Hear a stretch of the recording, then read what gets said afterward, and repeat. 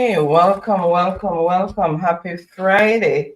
Welcome to those in television land. Welcome to our silent supporters. Welcome to those in the chat. Thank you so much for your continued and undaunting support. Really appreciate each and every one.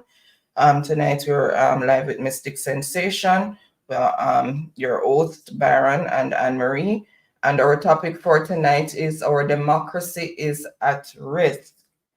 Um, Before I welcome those in the chat, remember, guys, to thumbs up the live. Share us out if you can. And if you're new to the channel, please show us some support by subscribing. And I want to say welcome to those over on Facebook. Happy Friday as well. Really appreciate the continued support. Okay, before I get into the chat, let me just say that we are aware of the tropical depression that is passing over the island. We've seen footages of the devastation, and our prayers are with you. We are with you in hearts and minds. So I'm just imploring everybody to just follow the instructions of the authorities.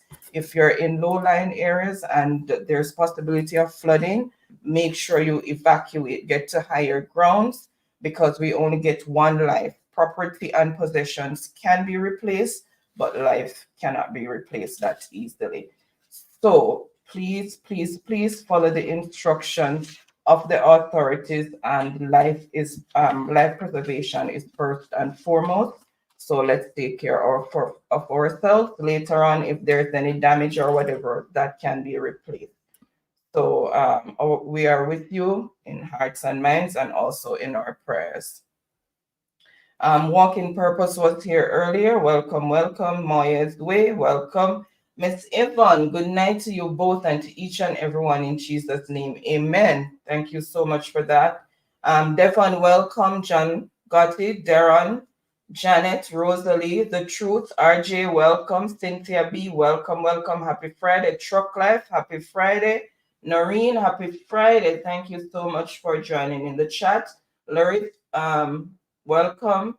Don, welcome. Sonia, welcome. Noreen, welcome. I forgot my glasses upstairs again. Catherine, welcome. Patricia, Ransford, Anif, welcome. Happy Friday. Thank you so much for everyone who's joined in. And we're going to open up the phone lines later on. We'll tell you when. And we'll also drop the link later on as well for anyone who wants to join us. So without any further delay, I'm going to hand over to Baron, who is going to start the discussion. All right. Thank you, Oni, for that. Well, I want to say a big thanks to all my new subscribers that came on board, and all my usual subscribers who always follow us. Right. We really appreciate you all. Now, let me just put on my pustakles as always. Now, I want to say I have such a happy news as it relates to what transpired today in a court ruling pertaining to Corporal Rowan James. Now, first and foremost, I want to say congratulations to the corporal, right, for a heavy fight, and of course being successful, and rightly so. Now, it is a positive look, Jamaica, as it relates to members of our judiciary system that will not be politically motivated, right, and to make any form of decision. We have seen in Jamaica where a lot of our institutions being maligned and have the sort of political influence, particularly when we are looking at a corrupted government as it relates to several allegations, right, of corruption. Now we have seen that the Supreme Court had ruled in Corporal Rowan James' behalf. Last week, I said in terms of one of my thumbnails that Zion is burning down. Let me say this, Jamaica. The court ruling today is showing Jamaica, locally and in the diaspora, that the penetration of justice begin. We have seen all sorts of antics in the parliament as it relates to Juliet Owens, that of course we are going to get into the intricacies of that later. We have seen the delayed tactics being utilized. But I can say this, Jamaica, I can say this and say this 100% certainty, that as we find a conclusion in Rowan James' case, that the rails of justice stand resolute to fight against corruption, fight against wrongdoing. Now, I am going to, without any further ado, I am going to read, let us all read as it relates to what transpired in the Supreme Court today, right? A judgment that ruled in the benefit of Corporal Rowan James. What did the corporal do to deserve all of that? But the Almighty God prevail and prevail with justice. Without any further ado, let us read into the document and see what transpired as it relates to that particular court ruling. Okay, again, happy Friday. Thank you all for being here. Really appreciate everyone's presence. All right. Upstairs. Yep. You can go for the glasses. Okay. Shared? Let me just double check, make sure, yes, it's shared. Okay. All right, there we go. So here we have it. My ardent listeners, Supreme Court orders reinstatement of police Fed Chairman Corporal Rowan James at 1:28 p.m. right, Friday, which is today, November 17, 2023. A Supreme Court judge has ordered that embattled Chairman of the Police Federation, Corporal Rowan James, being reinstated to his post. The order was granted Friday afternoon following an application by his attorneys challenging his interdiction by the police high command. The judge also granted Corporal James and his attorneys leave to seek judicial review of the decision to interdict for comments he made against the high command during wage negotiations on behalf of rank and file members of the force. King's Counsel Peter Champagny, who is representing the police high command, told Radio Jamaica News that his team will be filing an appeal against the ruling that Corporal James should be reinstated. Well, let me say something to you, King Counsel Peter Champagny. You can file appeal as you want. File appeal until you're weak. Now, take that away. Take that document away. Okay. So let me talk to you, Mr. Champagny, King Counsel. Whatever appeal that you want to file, you can go ahead and filed it. I can assure you that the Supreme Court judge in this particular incident crossed all the I's, crossed all the T's. So you are not going to get the benefit of any judicial error. Because I know for sure that the judge ruling is 100% correct. So, Mr. Champagny, right, I wish you all the luck to continue to fight. Now, let's talk, my Jamaican people. Corporal Rowan James had acted in his rightful capacity, right, to speak on certain issues that affecting them as it relates to salary increase. But however, the corporal speak on other issues that affecting the general policing of the Jamaica Constabulary Force, and where it seems to go contrary to what the Minister of National Security is bragging about as it relates to Jamaica Constabulary Force advancement, right? And so forth. And then Corporal Rowan James spoke the truth. And as such, to the fact that he goes contrary to a lie that they want to show to the public,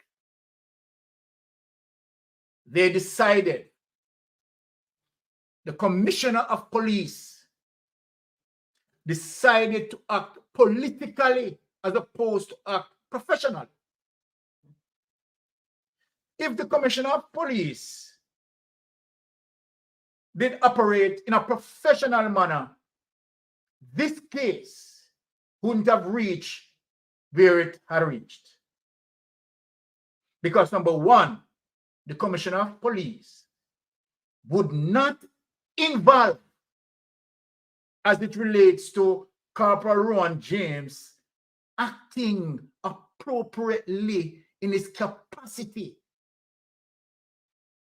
as it relates to his ability to do what he's supposed to do. Now, you can tell me, this goes to show you that this Commissioner of Police, and in the entire history of all commissioners, this Commissioner of Police definitely showed us all that he is politically inclined, politically in tune, and biased in his decision making. And so then, this Commissioner of Police, of course, is one that operates more political than being professional. Cynthia B said, "Touch not the Lord's anointed." Bless you, Cynthia B. Now, Corporal James, let me give you an instruction, sir, if you are listening. In the soonest possible time that you can arrange a lawsuit against the Commissioner of Police, Gugu Gaga. And you see, no wonder why. No wonder why he's named Gugu Gaga. To tell you that, right? He's a totally dinosaur, big head, small brains, have no sense of policing and have no sense of professionalism.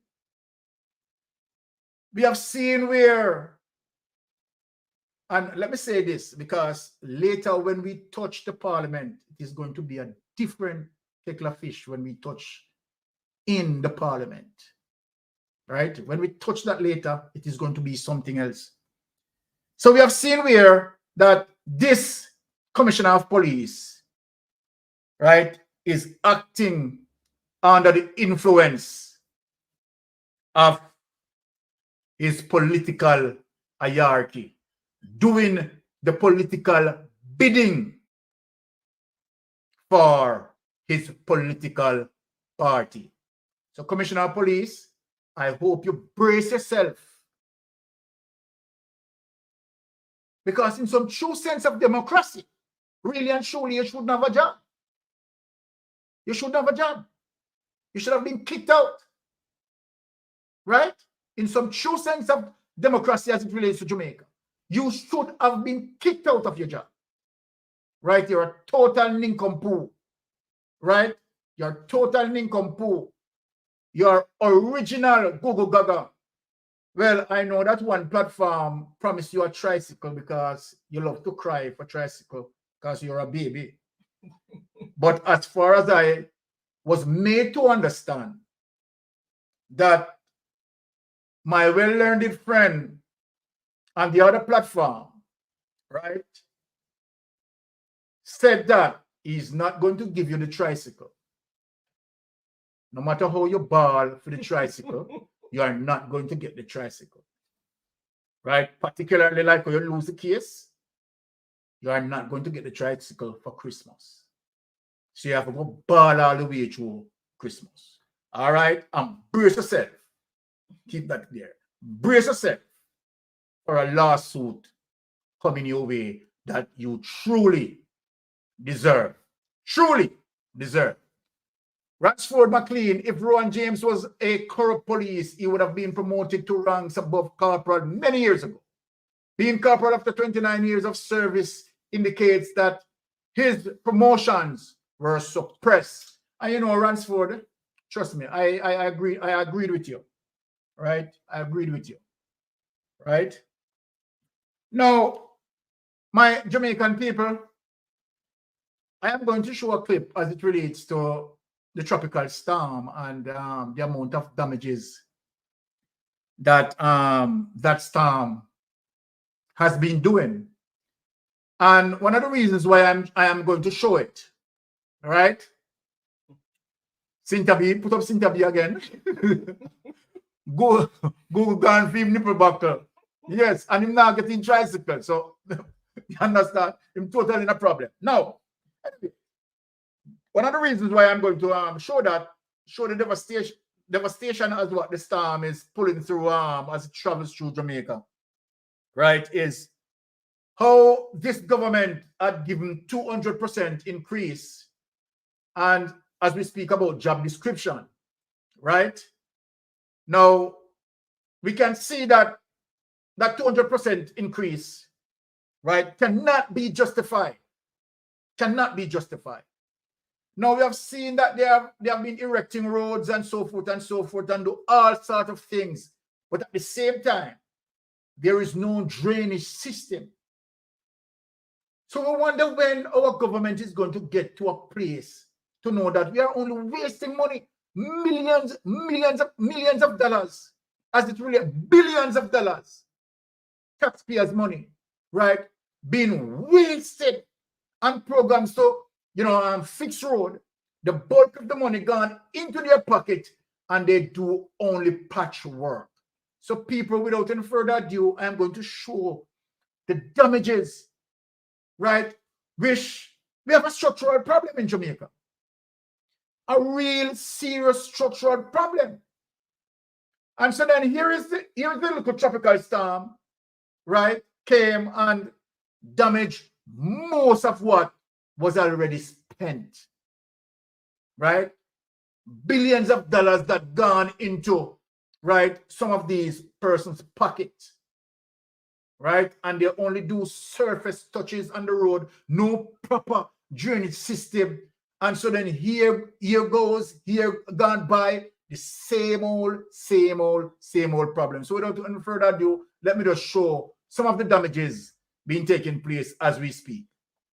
Okay, let me just share the screen.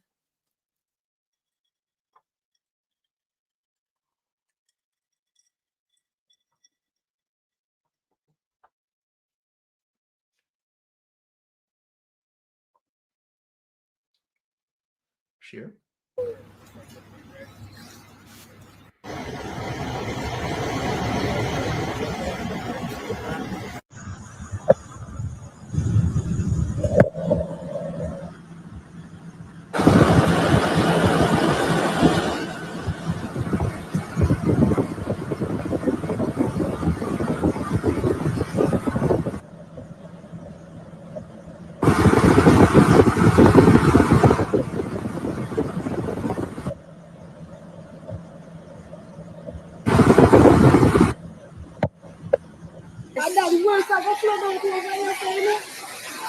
Full flood out.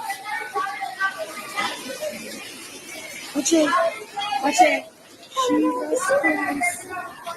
Park it to. Watch it. You know. Put up your hand, pal. Me never see this at all alone. Me see this. Sorry, man.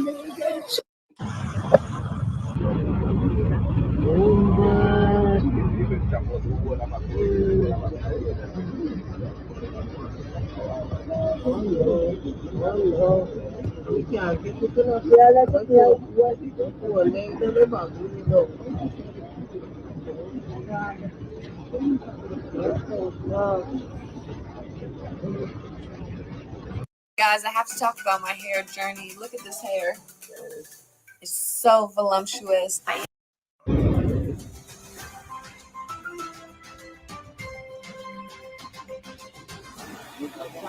They mash up the bridge, the fixed bridge, and no rain, and we get trapped. So this was the alternative route, and now this is what it is looking like. So nobody can cross it. I'm not gonna lie down in my head. Life of living in a bush.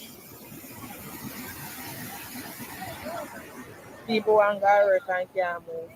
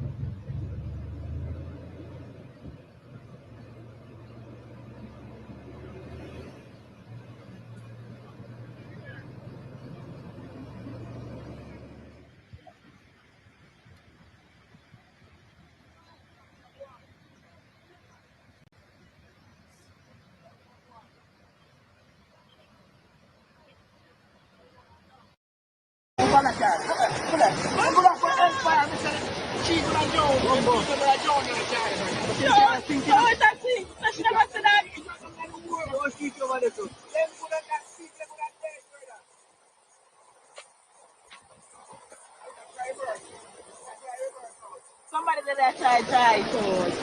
What's your about? Every day, Mama. She don't know. And that's why I can park good. Oh, God. She park good. Who let me see about? And then job on let's see about the gully that is so know. Well, I can't lift up and go over the gully now. Oh, God. You want to know. She can move the car. If you park, time where she gave, where she go up. Time where she gave. Stop saying that. Oh, she don't know. She has to cry. Let she cry. She don't know. On top of the ceiling. See there? See where I come from back away school there? Good on. So no vehicle at all can pass out here, so. Right. Go down closer. Yeah, this is what I'm talking about. This is Lyson Road, St. Thomas, close to the bakery.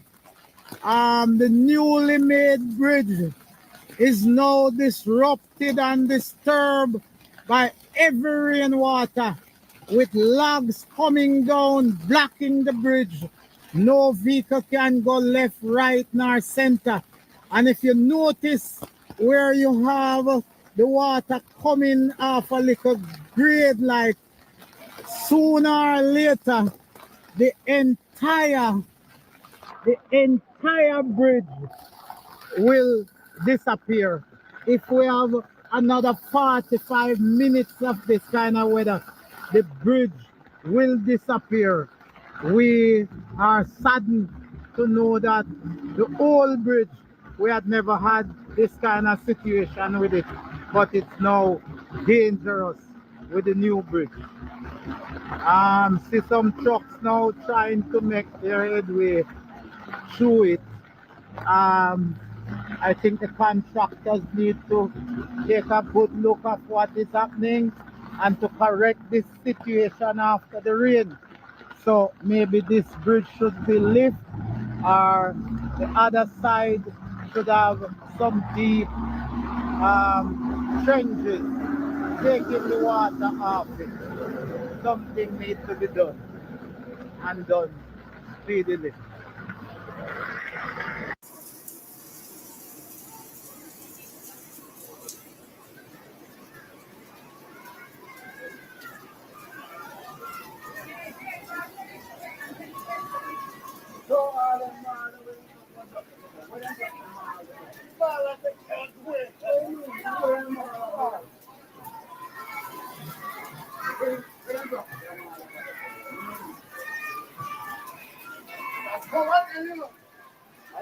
My fellow Jamaicans, All right. this is Mark Golding.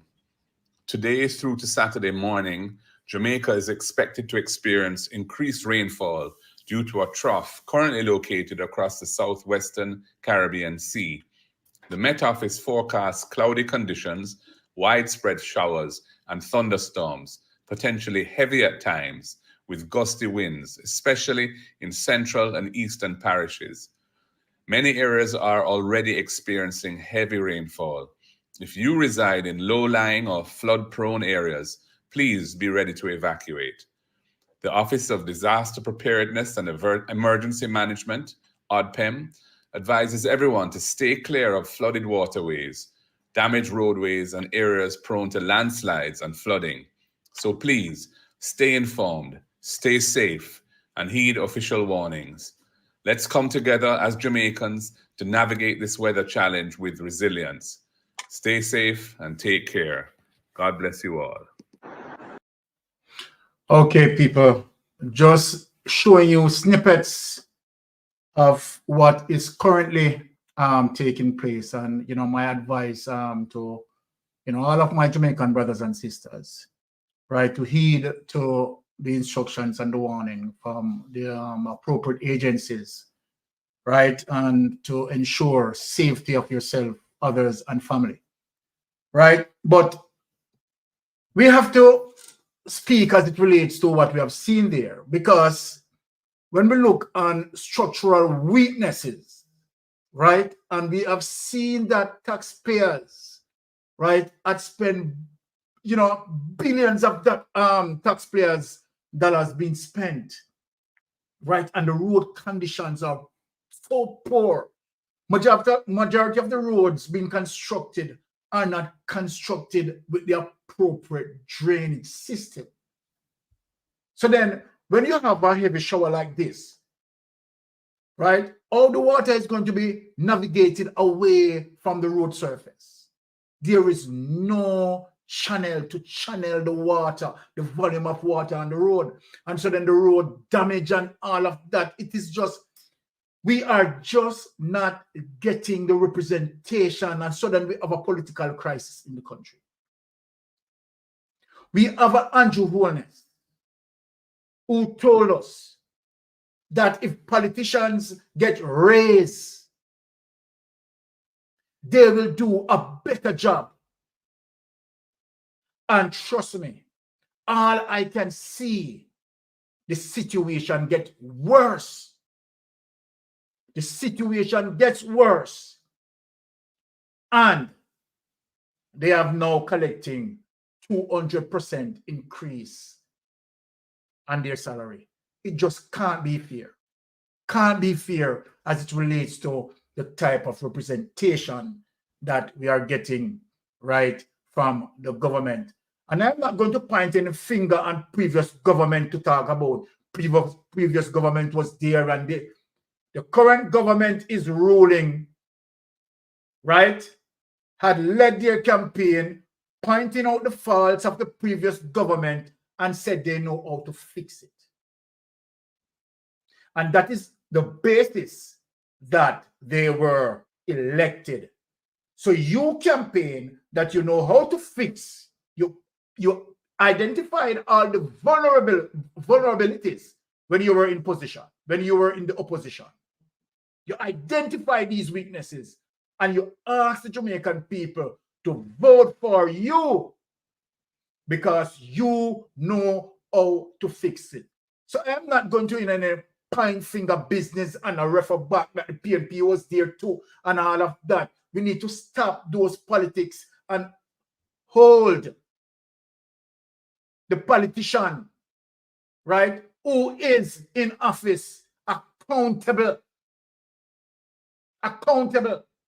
When something happened in a first world country like United States of America, do we see, apart from Donald Trump, let me say that, apart from Donald Trump with his Trumpism, do you see as custom that the current president blaming the past president? No. When you're at the helm, you hold and own the responsibility that is leadership qualities. But here JD said it, as it relates to them do proper fixing, right? Them fix them pocket. And that is the truth about the matter. Billions of dollars in some road project, right? You will hear that the Jamaican Labour Party brags in about billions of dollars being spent on a road project. And look, no proper drain system. No proper drain system. No proper drain system. It is not like I am just making up things and just talking against the government. That's why I show the clips. The volume of water that contained on the road, not going anywhere more than just damage the structure. Right? We can't continue like this. We absolutely can't continue like this. This is madness. No representation any at all. Now, my Jamaican people, we are going to get into more serious matter because, you know, those two clips are just warm-up clips for me. So we are going to get into some very serious issues now. 1 minute, Baron. Yes. What was the 7-9 issue again? You call, try and exit the live and then go back in. He said he's been having issues from he came on, he was seeing double and then the print on the screen is blurry. I checked my internet connection. Okay. Everybody's seeing us okay. I think you might need to come out and then come back in our All right. internet strength and see what's going on. Okay. Sorry about that. All right. So now, Jamaican people, let me just warn again, right? Just building awareness based on certain patterns that we have seen. We have seen Juliet Owens trying to do some deflection, which we said we are going to get to later. But we have seen certain signs that telling us, giving hints that we are not 100% sure that we might have a local government election. I know a lot of people might be saying, what this mystic sensation now is invoking on people's mind.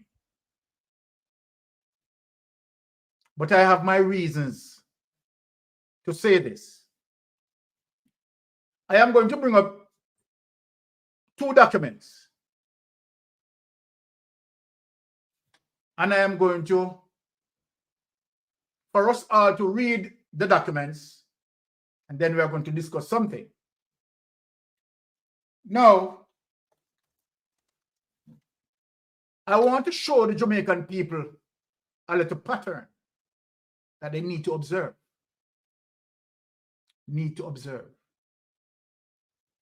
This is Andrew Holness, and we all know that Andrew Holness mixed the truth with the lies. Very conniving. We all know that. We all know that our Prime Minister, Andrew Holness, is politically conniving. No two-way about that. Egla Fletcher, Andrew, you are in control. You asked for it to stop the blame game and do the work. Exactly. Now, I am going to put up on the screen, right, where one news article in the previous month read, Holness aiming to hold local government election in February. We all are going to read that. So without any further ado, put up that clip. I just want to show people certain things. Again, happy Friday, everyone. Let me just...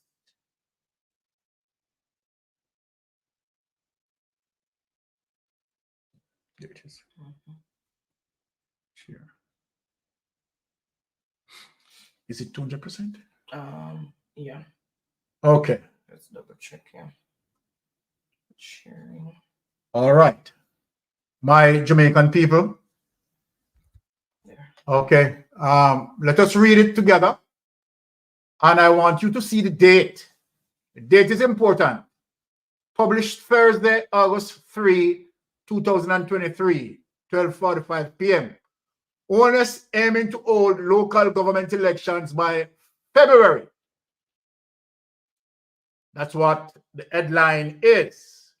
Prime Minister Andrew Holness on Thursday morning indicated that Jamaicans can expect to go to the polls by February for the long overdue local government elections that last was held in November 2016. The government intends to fulfill the constitutional requirements and the Constitution as it relates to the local government elections. He told journalists at a press briefing at the office of the Prime Minister in St. Andrew. They have set a date. It has been postponed. If there's a need, if something happened, if there's an exogenous shock, a weather event, then certainly that has to be considered. But as it is now, it is the intent of the government to fulfill its constitutional duties. He added, the government in February used its majority in the House of Representatives to pass legislation to enact a fourth postponement of the polls, citing budgetary constraints. It was projected to cost $1.5 billion to all local government elections. The government at the time also said that there was ongoing efforts to transition the Portmore municipality into Jamaica's 15th parish. The Parliament opposition said that it would take the government to court if there's any further postponement of the elections. Take it away. So, my people, the Prime Minister stated that he wants to uphold the constitutional norms. People, I want you to listen to me now. Listen. Prime Minister said he wants to uphold the constitutional norms. We all know very well that he had broken the constitutional norms, right? In total of about 4 times as it relates to the postponement of the local government election. People, follow me now. Uriel Dama, Kanjo is just poor excuse for a leader, and his lack of leadership is shifting the blame, right? The Jamaican people. Now, thank you, Uriel, for that. Now, people, I want you to follow me. Look into the next document that we are going to read now. You understand? I'm showing you people that we are dealing with a political canartist. Now, let me bring up the next document for us to read it out. Right? Now, without any further ado, bring the next document to bear. My mind is not on election. The post to put it up there. There. Share it. Yep. Okay. People, I want you to notice this date. This date is now published Thursday, August 31st, 2023. What the headline says? Holiness, my mind is not on election. 3 years into his second term in office, Prime Minister Andrew Holness has sought to put an end to rumors of an early general election. Speaking this evening at a town hall meeting on housing and land at the Harmony Beach Park in Montego Bay, St. James, Holness said election must be a routine. They must be very short and orderly and seamless, and then you get back to business. But there are those who want to use elections to disrupt progress. So let me just say to you, my mind is not on election. Take that away. People,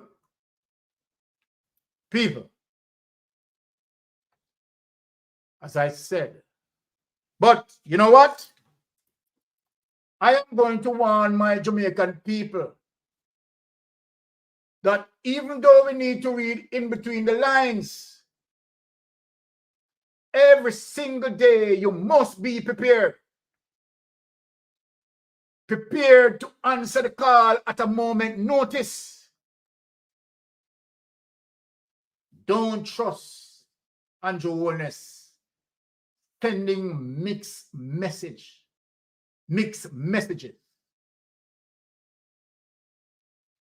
Prepare and extra prepared.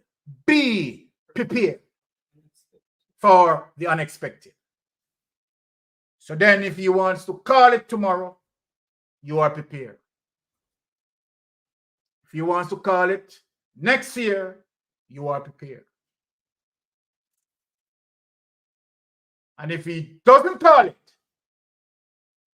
we are prepared to make sure that we hold him accountable, and constitutionally, Jamaica must have their local government election. So I am just putting it out there that we all need to be prepared. Now, my people, we are going to get into the antics of the week. Sirin Sue, see you now, tropical storm will be the reason for the next postponement. Sirin. Now, I told people, that waiting on his conference, which he held his conference, and realized that he did not get the full energy as expected. And so all these things about bomb threat and all those talks about terrorism and all these things are what Andrew Holness professor taught him. Andrew Holness political professor is Edward Philip George Siaga, who had carried out the same trickery, political trickery, on Michael Manley to defeat democratic socialism. Sowed lie and unrest within the society.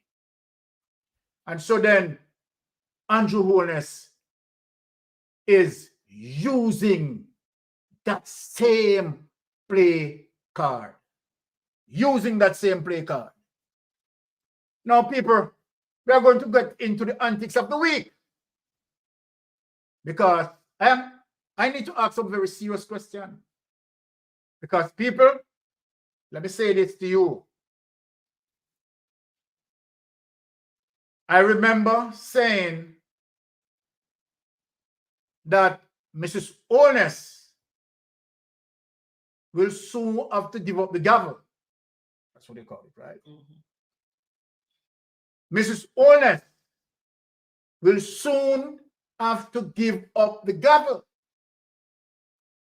And no matter how he tried or endeavor best to delay, no matter how he tried all the strategy in the world,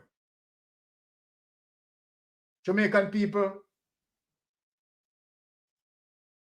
her actions, let me repeat this, her actions is telling all of us that something is wrong. Something is wrong. Is Juliet Honest is a part of the 6 members of Parliament for illicit enrichment? Is Andrew Honest is a part of the 6 for illicit enrichment? We are not going to waste any time. We are going to get into the Parliament antics for the week, and we are going to break it down for all of our people. For all of our people. Now, without any further ado, I want all of us tonight to listen keenly, because I will be asking some questions, some very tough questions tonight. But I want we all to listen keenly. And I'm going to take the Jamaican people, local and diaspora, right, in a little bit more clarity for all of us.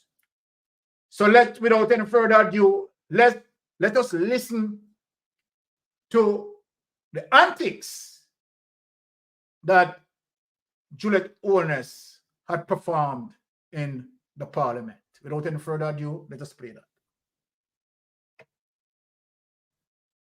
Okay.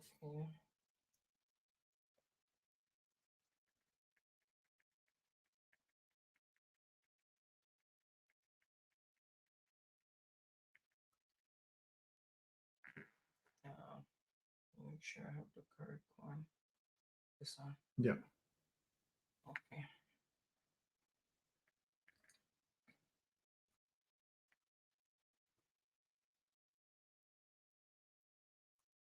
Share? Yeah. Yeah. As promised, as Speaker of this Honorable House, I note the public commentary in some quarters regarding the role of the Speaker in tabling certain documents and the role of Parliament in addressing these matters. There is an untrue narrative of deliberate delay in tabling reports sent to this House.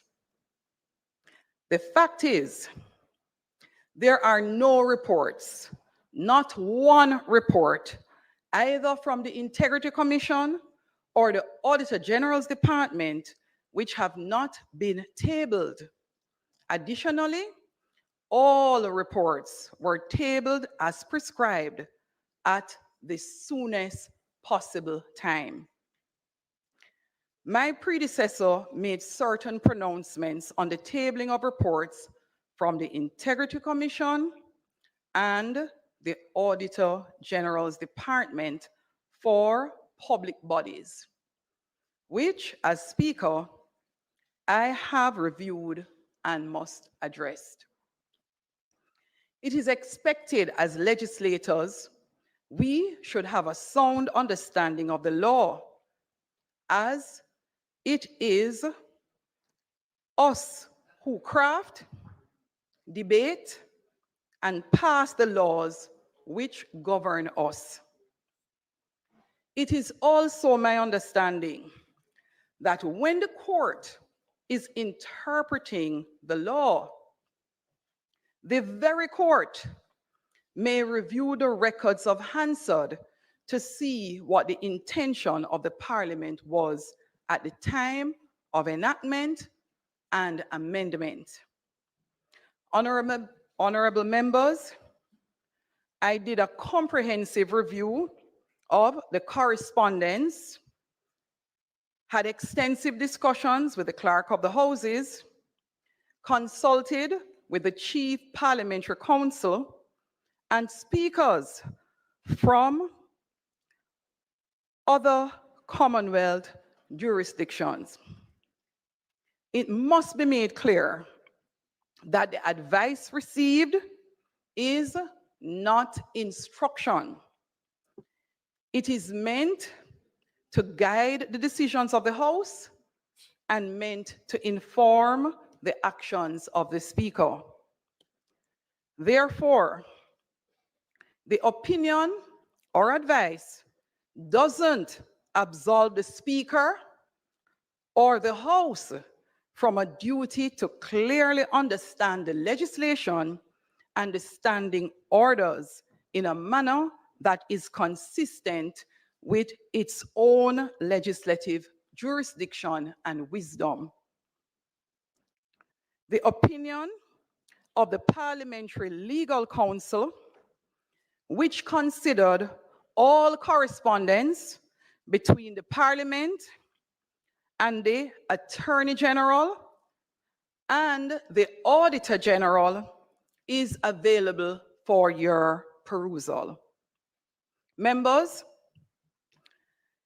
based on some utterances, there seems to be a clear misunderstanding of the legislation in respect of the distinction between ministries, departments, and agencies versus public bodies. It is important that it is understood that the entities are different. For our benefit, here are some of the key differences.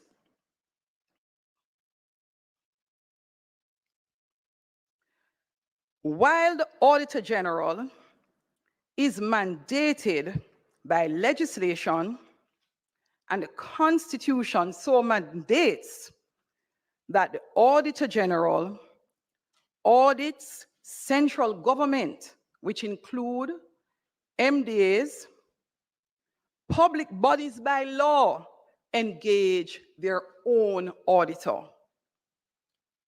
The Attorney General, while being the chief legal advisor to the government, for public bodies, they engage their own attorneys. Similarly, it is important to note public bodies do not report to permanent secretaries in ministries, as obtains or applies for ministries, departments, and agencies. Instead, public bodies have their own CEO and a board which manages these entities and report directly to the responsible minister. I do hope this provides some clarity. There is much. The ruling is as follows. Reports from the Integrity Commission. It is my considered view that reports submitted to the Parliament under Section 36 and 54 of the Integrity Commission Act should be treated as indicated here. A report made on the request of the House of Parliament under Section 36(1). This report will be tabled as soon as possible, as the nature of the report is that it's a request from the Houses of Parliament. It will require the quick action of the members of the House of Representatives once it is submitted for tabling.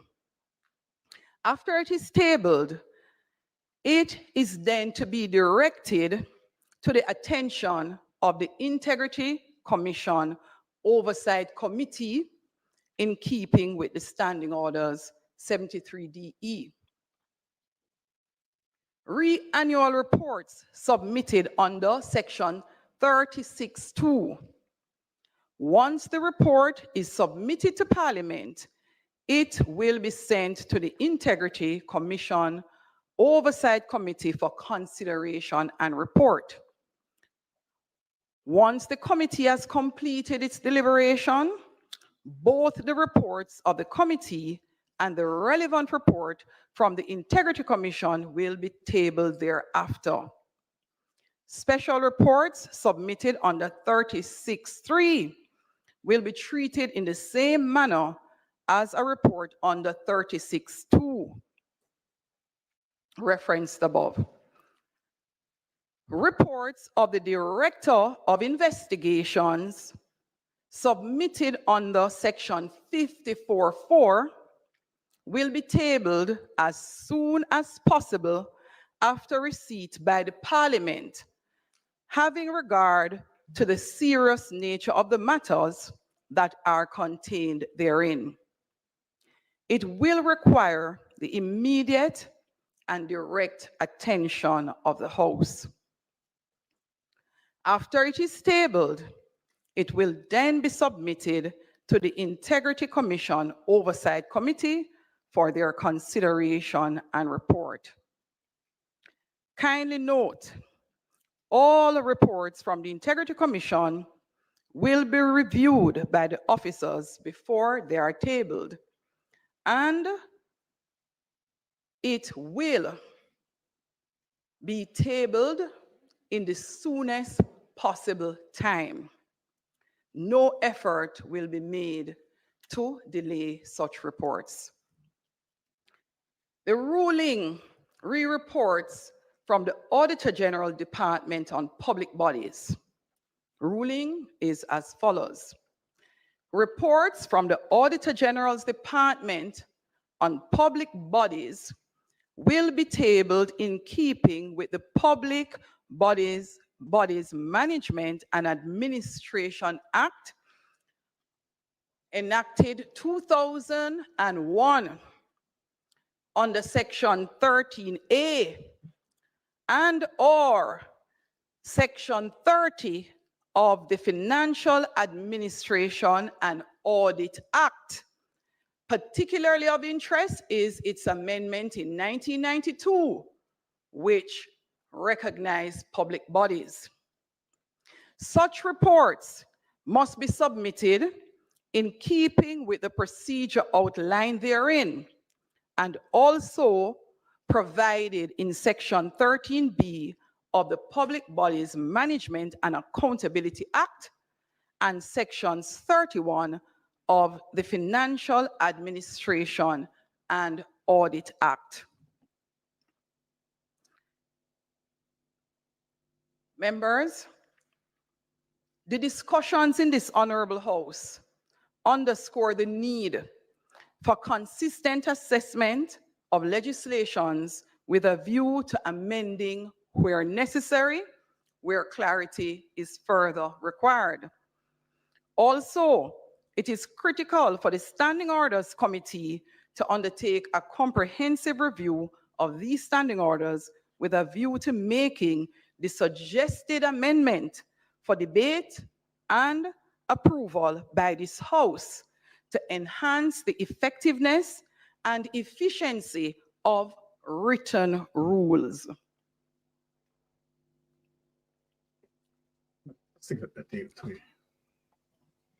Okay, my people. All right. With over 200. Take that away. I did. Okay. So, my people, it's very important for us to listen keenly. one of the first things that I'm going to point out as it relates to what Juliet Onus is saying. I remember some time ago, like 2 weeks, in one of our clips, Delroy Truck said that the Integrity Commission investigators need to speed up and finish their investigation as it relates to the elite 6 members of parliament, because those are who we are interested in. And so then, as it relates to what Delroy Chuck said, Delroy Chuck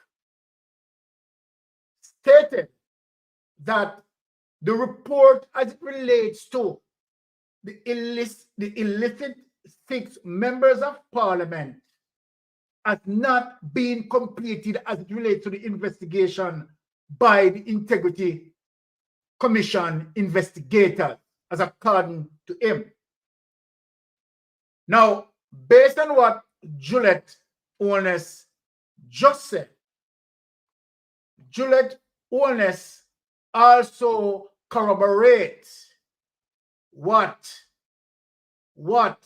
Delroy Chuck said. Juliet Onus said, as according to section 36, right, 1 and 2 of the Integrity Commission Act, people, I want you to listen,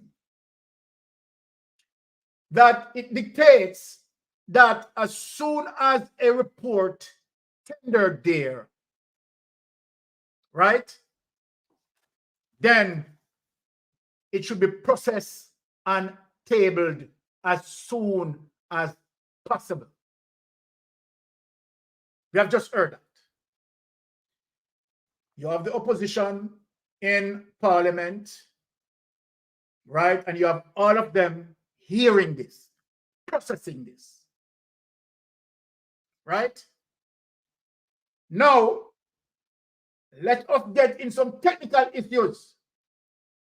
So, Juliet, I want Jamaica to get it locally and the diaspora, that as it relates to the illicit 6, the investigation on those illicit 6 members of parliament, that report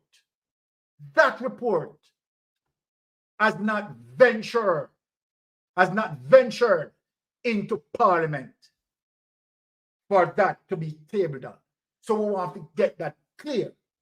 We want to all understand that. As according to the standing order. So we are going to talk about the standing order now. As according to the standing order, Dorothy Richardson, how long are we going to sit down and let these 2 people play dolly house with the country? All right.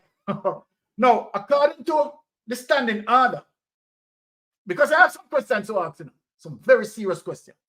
According to the standing order, my people, that when it sends to the parliament, right, then it's supposed to send to the Integrity Commission oversight. Now, this is where it is very serious.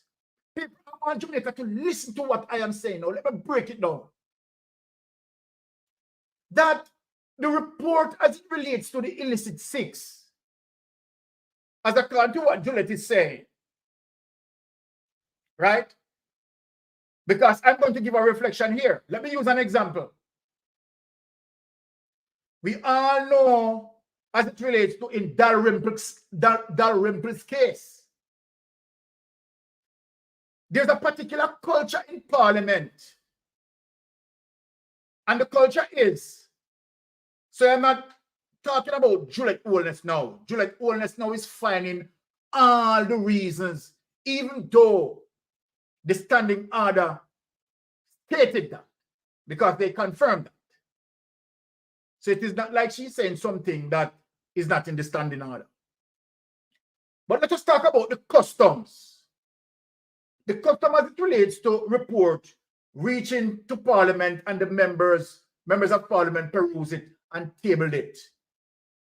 Right? And then, proceedings follow. Right? The culture before, it did not go to Integrity Commission oversight. That wasn't the culture. But there is some missed as it relates to the standing orders per procedures, right? Might be did not carry out, but there was a particular culture. Because we have seen as it relates to the very same culture, I want people to listen to me now. As it relates to the very same culture, Dalrymple being processed as it relates to that. Dalrymple's case never sent to the Integrity Commission Oversight Committee. She had been processed and get out of the system. No. This is what I'm saying, people. And this is where the fundamental wrong is. And let me speak. I want Jamaican people to listen to me. And might be any lawyers in the chat who can guide me, because I'm asking some serious questions. The lawyers, the legislators who crafted the law as it relates to the processing of the report going to the Parliament, and then as it relates to any investigation of corruption, then goes to the Integrity Commission oversight. At the time, keep that, when you flash them and then take them off and I will sit down. At the time, when the legislators, right, construct the structure of the law relating to the Integrity Commission Act and so forth, and the process of how documents are supposed to process, they were not thinking that, okay, members on the Integrity Commission oversight, people, I want people to listen to me. They were not thinking as it relates to what we call insight wisdom. To say that, okay, they draft the law with the understanding that the Integrity Commission oversight, we're going to have all innocent members and persons who are innocent. Now, the situation is today, bring shocker to everyone to know that this investigation as it relates to the illicit fix may have persons who sit on the Integrity Commission being a part of the six. So then, let us start, people. If we have said 5 or 6 persons sits on the Integrity Commission oversight, and you have 3 of them who are under the microscope of an investigation from the Integrity Commission, and they sit on the Integrity Commission oversight, are we saying that the report needs to go to them? The report needs to go to them, who now seems to be the subject of an investigation, particularly the illicit sex. People, I want you to understand where I'm going. Because now this is a serious situation that we have the possibility of persons sitting on the Integrity Commission Oversight Committee, that the report sent to Parliament has to now go to them. So now you are asking these people to make decision and investigation pertaining to them. Asking the criminals, the possible criminals, let me say that, to be judgment, to make judgment over their own crimes. This is serious. Answer person processes. So now I have some questions to ask. I have some serious questions to ask. Because I make sure I sit, think, and do some deep thoughts. And my people, I came up with these questions. Question number one. For Jamaica now, for the longest while, have been hearing about the illicit fix.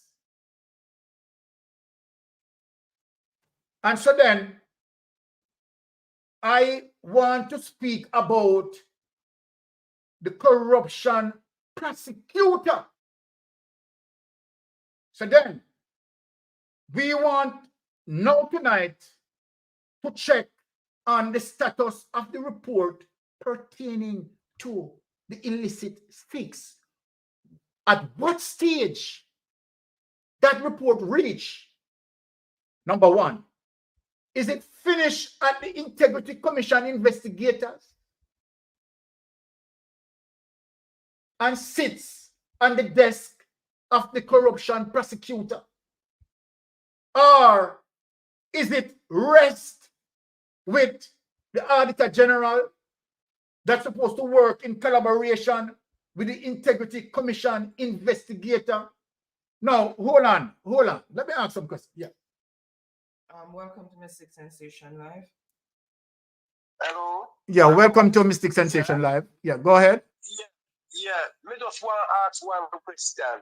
The oversight committee, the integrity oversight committee, no PMP members, not the oversight committee. That is the question I want to ask. It's only the government side are people on the committee? That's a very good question. And now for the but, I am not going to go on like. Let me go into the JAMP website. Yes, I am. We are going to get into the JAMP website and give you the exact information, right? Because I think, from my knowledge, let me give you from my recollection. You have Juliet Owens on the Integrity Commission oversight. You have Warmington on the Integrity Commission oversight. You have the Minister of Foreign Affairs, of Tourism, Edmund Bartlett. Edmund Bartlett shares it. And then, so far, we know of 3 persons within the Jamaica Labour Party. You understand, government side that is on it. But it's a very good question you ask. So we are going to get into. Yeah, people around the thing, I like said, the country are run from them bedroom. You know, they say the country are run from Andrew Wallace and Juliet Wallace bedroom. And that's the country are run from, you know. But sir, so, let me say this to you. Right? What you're saying, I mean, one can just easily understand that. Right? And that's no joke in terms of what you said. So let me agree with you. Yeah, the room and discuss what to take place in the parliament in them bedroom. Oh, country can run so. In the country run so. All right. Nah, man, this I get from back to work. Exactly. Exactly. Yeah. So my brother, sit back and listen. Right? We're going to fix up a question tonight and make sure we answer you as it relates to all of them. We're going to bring up the JAMP website and find all of them. All right. Thank you for that. Yes. Yeah. So then, Jamaica, we could get into this thing here. Because we don't really understand what's going on. We really don't understand what is going on as it relates to the illicit 6. Because, let me ask this question. As a matter of fact, is the Jamaican government is telling us, right, to go to the poll blindly and vote for persons as it relates to illicit six, right? That seems to be members of the Jamaica Labour Party. And you are going to put them up as candidates for people to vote for them blindly without people being not totally oblivious of any wrongdoing that these people have done, any corruption as it relates to pilfering of the treasury. And you are asking Jamaican people to give these people a second chance. We want to know the six before people go to poll and vote. It is critical. You cannot be asking Jamaica, Andrew Holness, let me say this to you. You cannot be asking the government, asking the citizen of Jamaica, knowing to the fact that we have 6 members of parliament who are under the microscope of illicit enrichment, telling Jamaica to go blind to the poll and possibly vote for these people. You couldn't be asking us that without clarifying that situation, clear up that cloudiness before 2025, that they are going to give their candidacy for people to vote for them. This is serious. And the Jamaican people have the right, the taxpayers have the right to know how their tax monies are spending. We have enlisted 6 members of parliament that the public need to be aware of. And you are telling people, right, to look beyond that and vote for these people who's pilfering from our treasury. So then what sort of expectation we expect from them? This is how they are representing us and the effort of this government hiding it. I want to answer a question. Number one question that I have to ask: at what stage of the process relating to the IC probe in any criminal matter that the corruption prosecutor is going to involve in making her determination on such matter? What stage of the process? Because we want to know now, right? We want to know now because, remember, Section 53 of the Integrity Commission Act, the Integrity Commission investigators, them can't speak, them can't tell the public, say, okay, public, right, don't get that anxious. We don't finish the report as yet. So don't get anxious. We know you want to hear, but we don't. You're Muslim out. You're Muslim, so then can't speak. So then we totally blind. You blind them and you blind we. Now this is madness. My second question. This is madness. If the corruption prosecutor ruled that the IC investigators' finding pertaining to corruption is correct, how soon should the judiciary process begin? Second question. My third question. Whenever the corruption prosecutor determined that the IC investigation found clear corruption, and the corruption prosecutor determined that judiciary proceedings must pursue, can the Integrity Commission Oversight Committee possess the ability and capability to effect any changes regarding to the corruption prosecutor conclusion? Number 4, if the Integrity Commission Oversight Committee cannot change the outcome decided on by the corruption prosecutor, then why taking the report to the Integrity Commission Oversight? Me don't understand that. Let me just answer the caller and then we get back in some serious issues. Yes, caller, you're live on Mystic Sensation. Good. Good. Th- I will first of all caution you on your. Don't let your blood pressure go up too much. Oh, Jesus, man. Thank you for calming it down for me. All right, calm down yourself. Take your time. All right. No, but the truth and the fact, though, the question that you ask is some very serious questions. No, seriously. Because I don't know why. If I have an investigation going on about you, I would take the investigation to you for you to investigate the investigation. Doesn't make any sense. So that oversight, that integrity oversight committee should not be a part. Nobody from the government should be a part of that. But it should be told. That's one single one. But it should be told, Carla. Andrew Juliet Holness should not be the Speaker of the House, having several clouds over her head. She has a court case right now going on as it relates to, you understand, Upper Hill there. You understand?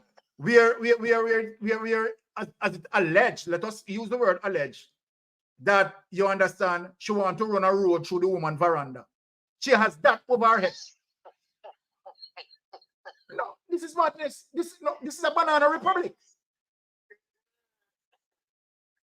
And I'm pulling the people about that because for it's not about that piece of property though. They sell a piece of land, you know. Yes. Yeah. No, I probably don't sell that, but give her the access to use a piece of land.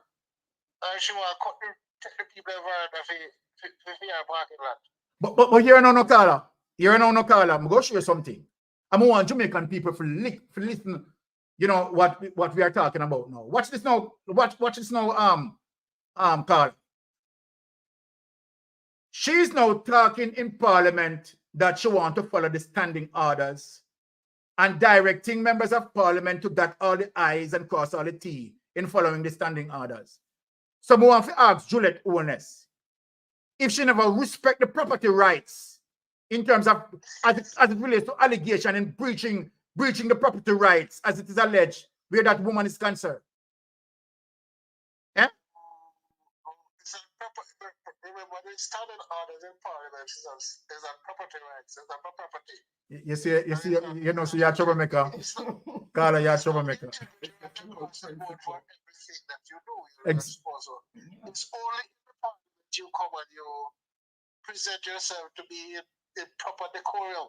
Oh my goodness. So in one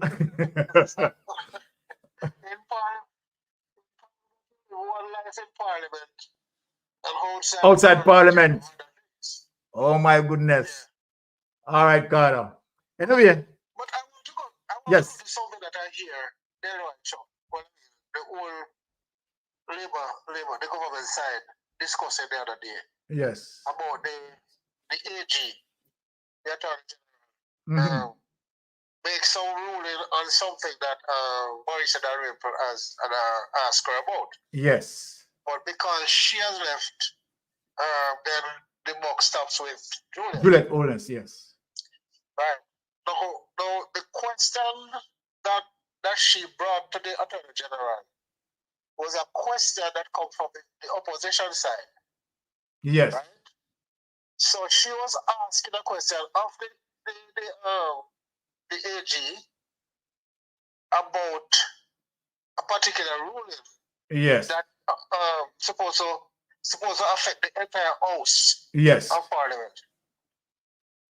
So the governing party is telling us, Jamaican, that the ruling that the AG made on the question, it is for Juliet and not for the Parliament. That is wrong. Because Juliet now is operating in a and the Attorney General is the government, is the Labour Party. Put it this way, is the government legal advisor? No, but government doesn't mean it means opposition and ruling and Yeah, well, government mean the 63 members of parliament, right? But yeah, but it is. We don't think that people really understand, so we don't have a whole bunch of people again about the place, you know. Well, might be, me don't know. And I see why they do not want education to be a part of the apparatus. Okay. Because the more you can keep people Ignorant. dumbed down, Yes. ignorant, stupid, dumbed down, the more you are able to rule them You're, without the evil. you're perfectly right. Sir. You're perfectly right. You know, and in the parliament, I pick up the chest and the talk about. I don't know. It's madness. Madness. Yeah. But guess what? Yes, go ahead. They simply mean that based on what Juliet is saying, no, in parliament, this standing orders now, and it's all these crossing all these T and dotting all these I's and make certain everything is in perfect order. That means the parliament over the years we're running contrary to the standing orders. They were working contrary. Yeah, they were working as according to what established now, that they were going against the standing orders. So we can say everything that they ruled before now was null and void because it was against the standing orders. Well, I don't know if we can. I would have to get some legal advice on that. No, but even the DPP, what they said, that was against the standing orders too. Well, as I said, because they have clause of laws, you know. They have laws, clause of laws, and all sorts of things. So I would have to get some. You understand? Remember, I am not a lawyer. So you understand? I am just arguing on a common sense basis. Okay. You understand? And common sense. Yeah, my faculty is in criminal justice. My degree is in criminal justice. Okay. All right. But, have a good night. Same. Thank you for calling. All right. So then let us get back to the process. And I want, right, persons who are hearing me might be following up on the question that I'm going to ask. So people, this is what we know or what we believe, right, as it relates to a particular process. Now, let us talk about the standing order as it relates to the declaration of assets. Now, a member of parliament, we are going to go through a simple process and then we ask some questions. A member of parliament, right, filed a statutory declaration and stated what he or she stated. The Integrity Commission, upon reviewing the statutory declaration being declared by the member of parliament, realized that there are some inconsistencies in the member of parliament declaration. The action of the Integrity Commission is going to now consult. That's why we know that the 6 members of parliament would have been consulted and they know who they are. I am telling you that the 6 members of parliament know who they are because they would have been contacted by the Integrity Commission.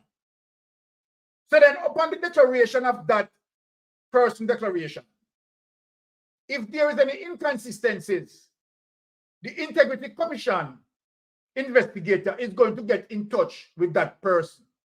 So then, if the person said, okay, we have some documents to clarify, you understand, these inconsistencies, I made an error.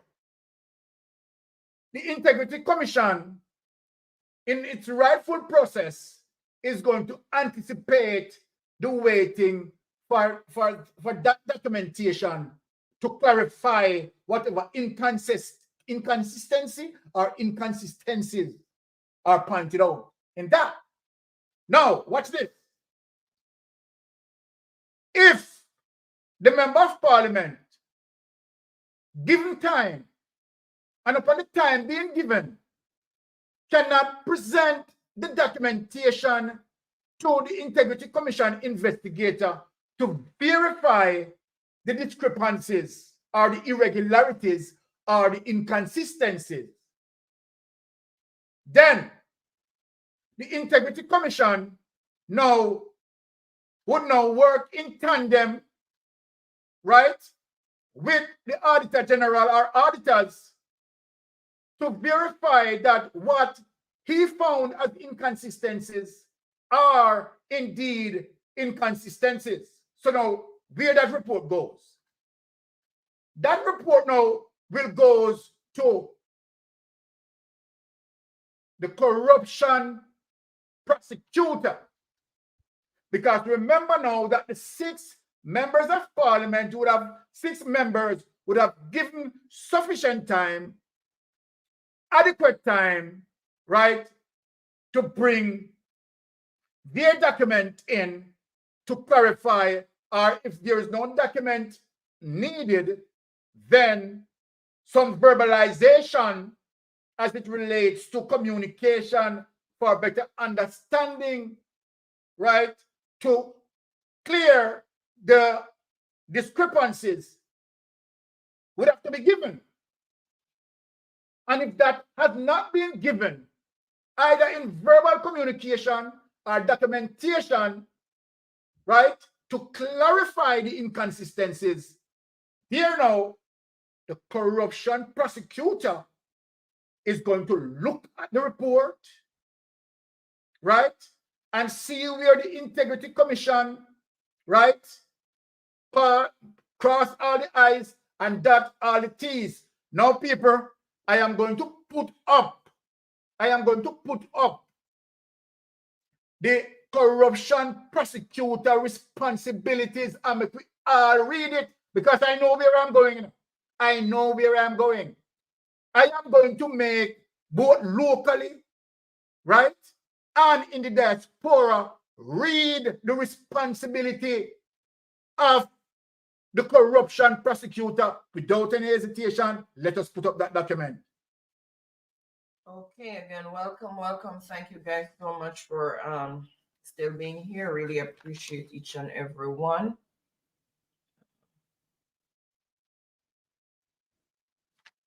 Yeah, there it is. Just making sure it is. Okay. I don't want to. Good job. Okay. Make sure it's sharing. So we set it to 200%. Yeah, it's at 200. So people, Corruption Prosecution Division, Mistress Keisha Prince Kamita, the Director of Corruption Prosecution, holds a Bachelor of Arts degree in Literature in English and completed her Bachelor of Laws degree at the University of West Indies. Right, we now have to go through all the fundangles. That's all. Let us go into the functions of divisions. The Corruption Prosecution Division is the one of the 3 established divisions of the Integrity Commission tasked with prosecuting acts of corruption and related offenses. These included the offenses of illicit enrichment, people hear that, bribery, and failing to file or filing of false statutory declarations. Some of these provisions are also applicable to members of the private sector. Under the Integrity Commission Act, the Director of Corruption Prosecution or her designatee, if she so designates, is empowered to 1. Institute, undertake, and conduct prosecutorial proceedings in respect of the acts of corruption. 2. Provide legal advice to the Commission on matters relating to acts of corruption. 3. Collaborate with the Asset Recovery Agency to conduct proceedings for recovery of property relating to acts of corruption. 4. Perform such other prosecutorial functions relating to acts of corruption. Now they tell you what is an act of corruption. An act of corruption is an offense relating to the conduct of any person that constitutes an abuse or misuse of his office, whether or not within the public sector, for the purpose of conferring a benefit or an advantage to himself or any person, being an offense that arises under the common law or any other enactment. Right? A number of statutory offenses are created by Section 14 of the Corruption Prevention Act. In summary, these are as follows. 1. Soliciting or accepting benefit for act or omission in public office, Section 14(1)(a). Act or omission in public office for benefit to himself or another, Section 14(1), subsection B. Fraudulent use or concealment of property derived from corrupt act or omission, Section 14(1), subsection 1, subsection C. Offering money or benefit to a public servant for act or omission in public office, right? Aiding and abetting or otherwise participating in the commission or attempted commission of offenses under Section 14 and subsection 1 and R2, Section 14, subsection 3. Citizen, resident, or corporation of Jamaica offering or granting benefit to a person performing a public function in a foreign state, right? Section 14, subsection 4. Illicit enrichment, Section 14, subsection 5. Take that away. Now, I want myself and my humble, ardent listeners, I'm asking these questions. What stage of the process, as it relates to the 6 members of Parliament who are currently under the microscope of the Integrity Commission for illicit enrichment?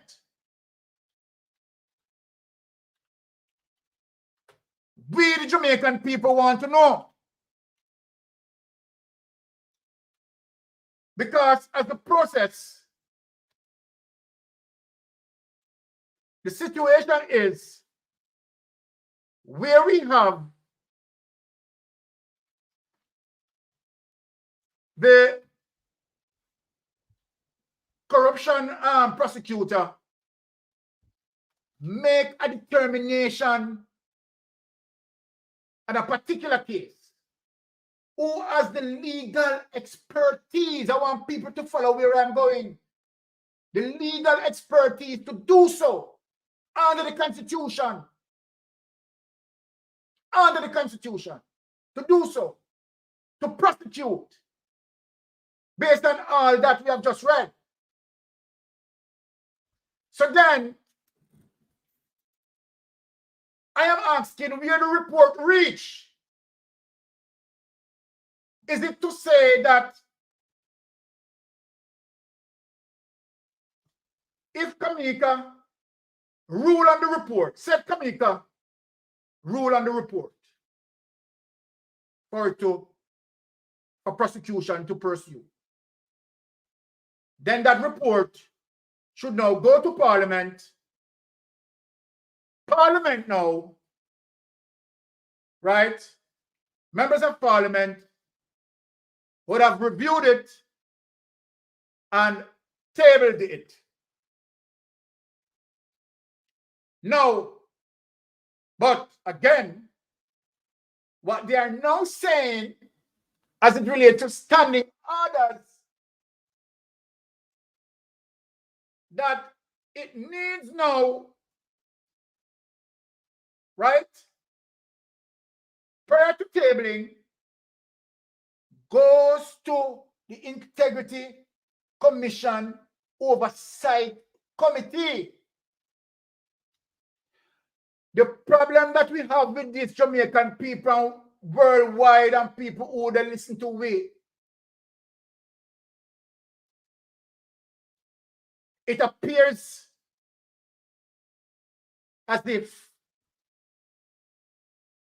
members who sits and the Integrity Commission oversight could possibly be a part of this investigation. So then let me ask the question then. If that is so, what is the rationality of sending it to the very same persons who possibly the Integrity Commission investigators are investigating, for them to do what? The second question I want to ask. After the corruption prosecutor make a decision on the report, for argument's sake, that prosecution should be pursued. That report going to the Integrity Commission Oversight Committee. Does the Integrity Commission Oversight Committee has any capacity to rule otherwise on that report? People of Jamaica, make we wake up, man. Make we wake up. This get from bad to worse. What are the reasons? What is the reason or reasons for it to go to the Integrity Commission Oversight Committee? Do they have the ability to effect a different result from what Kamika, the corruption prosecutor, may have determined? So all of this is madness, delayed tactics. So then, if it goes to the Integrity Commission Oversight, and you have 2 or 3 or 4 or whatever number of persons who sit on the Integrity Committee Oversight that may be involved with this report, are they going to sit on it indefinitely? No, we want to know, we just ask some questions. I wouldn't mind some mainstream media pick up on what I'm saying and ask them same question. How does this work? How does it work? Because if it is going out to the Integrity Commission Oversight, because all along we weren't following the standing orders, and all of a sudden Juliet Owens is this one big angel who is very disciplined. You understand? Stay in tandem of the law. Don't break any law. Want to dot all the I's, cross all the T's, and she want to follow the standing orders and make sure that members of Parliament, obey the standing orders. And in the same breath, the woman veranda hold liquor. In the same breath, as it relates to the allegation, you understand? She want to run a road through the woman veranda. No obedience to the property rights. And we have seen where the Prime Minister was actually coaching someone, telling them how to, observe and pay regards to the property rights. So I don't understand what the Integrity Commission Oversight Committee is going to do with the report. It don't make no sense to me. Juliet Owens is not a liar. Right? Hugging Ty is not a liar. So what am I going to do with it? Edmund Bartlett is not a liar. They are not in the legal profession. So what are they going to do with the report? So Jamaica, we need to follow this one big old dirty mess.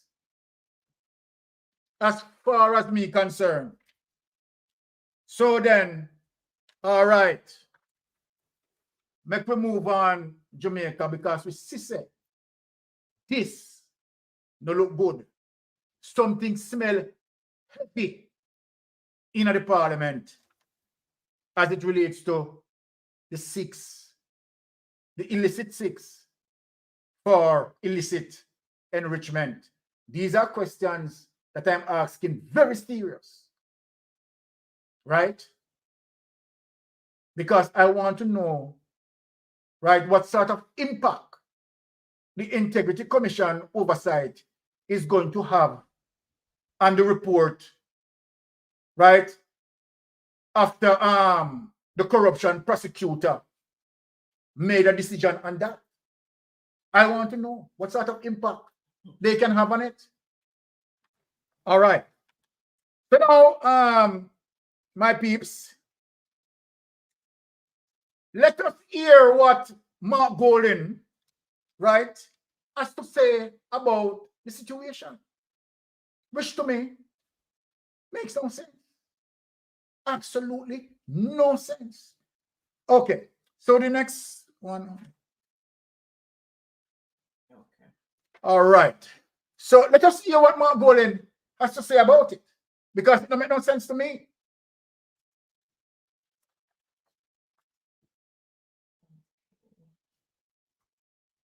When a speaker seeks an opinion from the Attorney General, the speaker does so as the umpire of Parliament in the capacity as Speaker of this House. And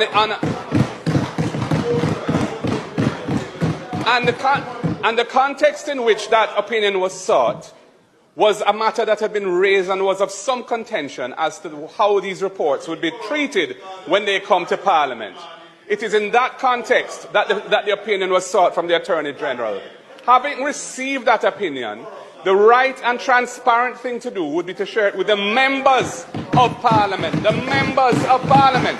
Everyone here on both sides, whether you're government or opposition, is neither here nor there. It is an opinion that was rendered on an important procedural matter affecting the governance of this country and its Parliament.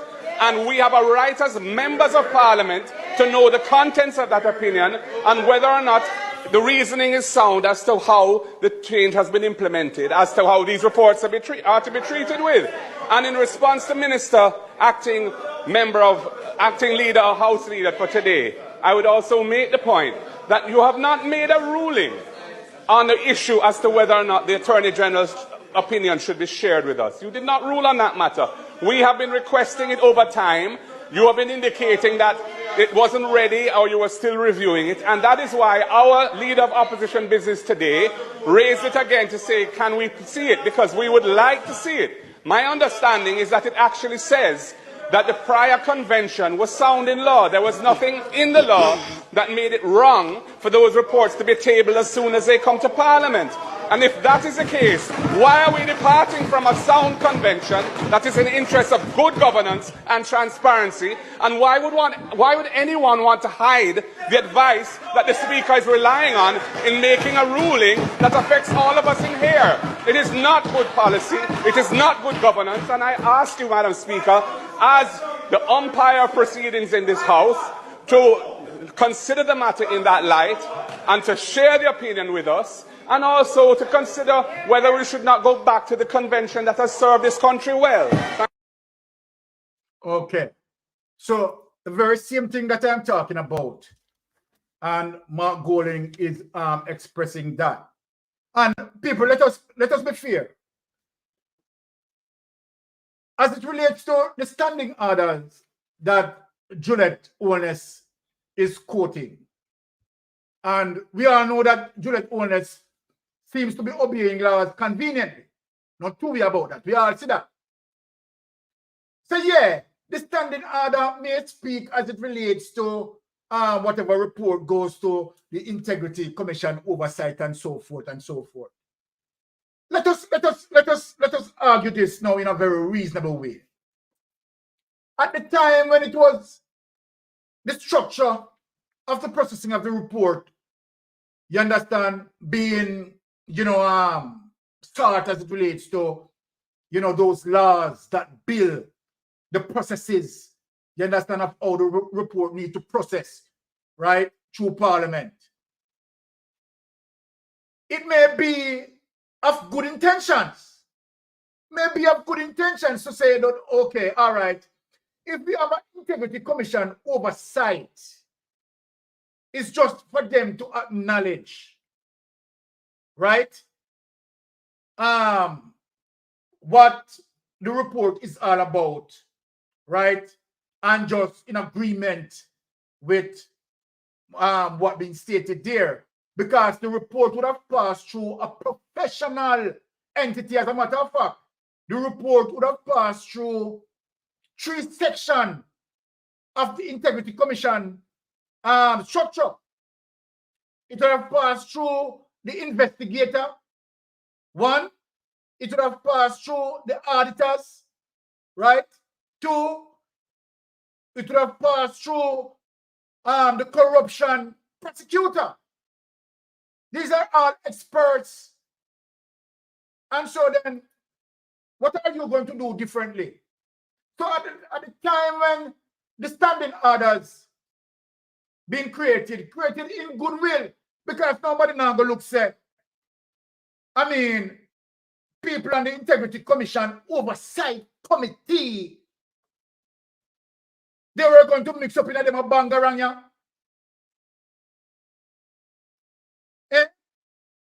The legal minds are persons who deal with the standing order. The truth of the matter may not be thinking that, okay, persons who sit on the Integrity Commission oversight to ensure good ethical principles. This is why the Integrity Commission oversight created, to ensure good ethical principles on behalf of the conduct of these men. No one is not, they weren't thinking that, okay, the very Integrity Commission Oversight Committee, members of the Integrity Commission Oversight Committee are going to be possibly be the focus of an investigation.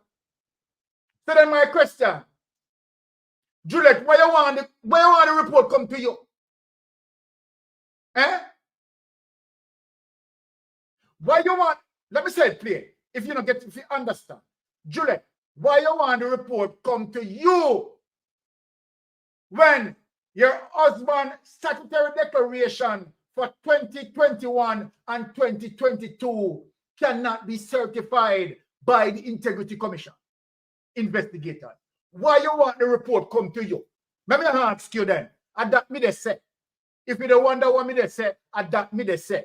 Why you want the report come to you when your husband statutory declaration for 2021 and 2022 cannot be verified?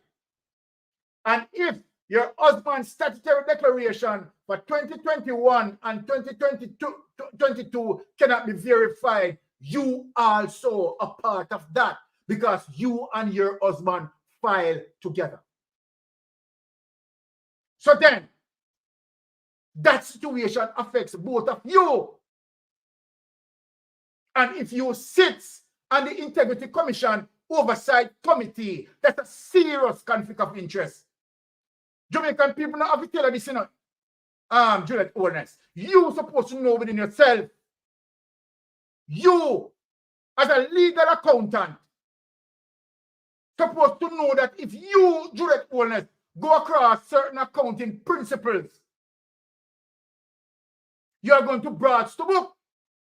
It's the same way as you being a member of Parliament, the wife of the Prime Minister,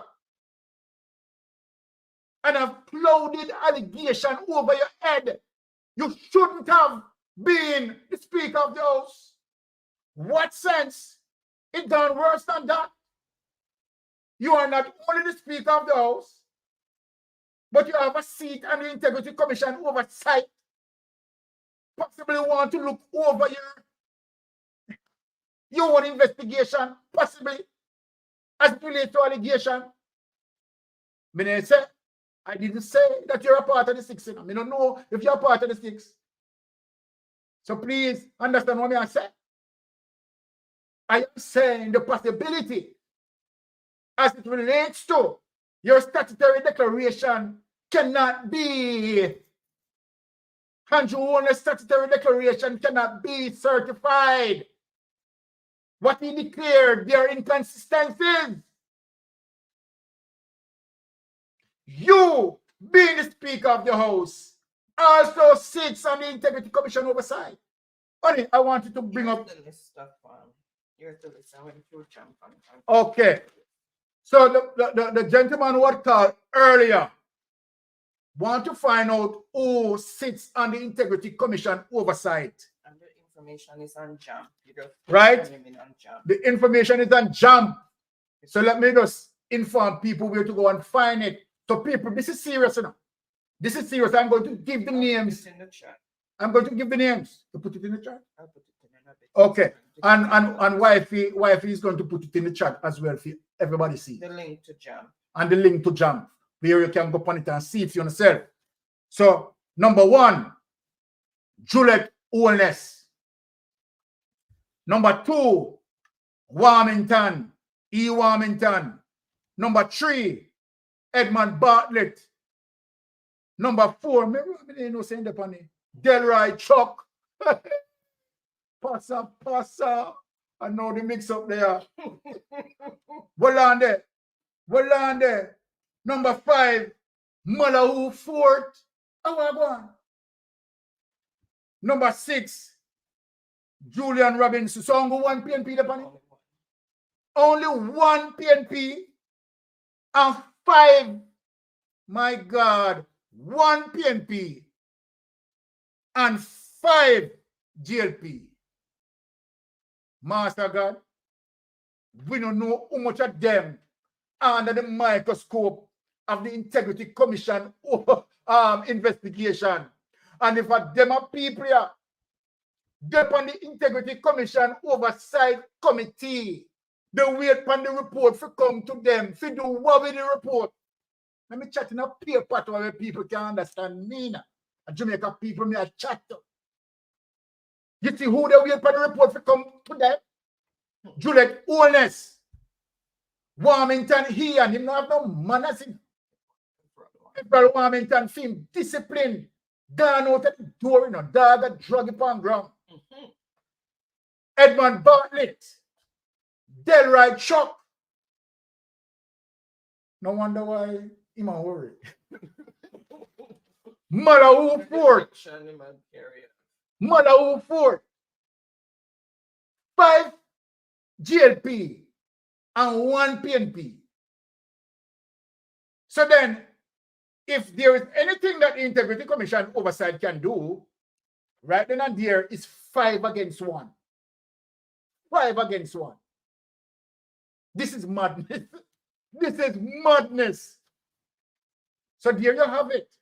Now let me say something now, because more which brew, the decisions of the country is being made in the bedroom of Andrew and Juliet. Well, now let me say this. Courtney Walker, you cannot be in judgment of your own investigation. You cannot. You cannot. Absolutely not. Therefore, they would have to recuse themselves. And trust me, they are not going to recuse themselves.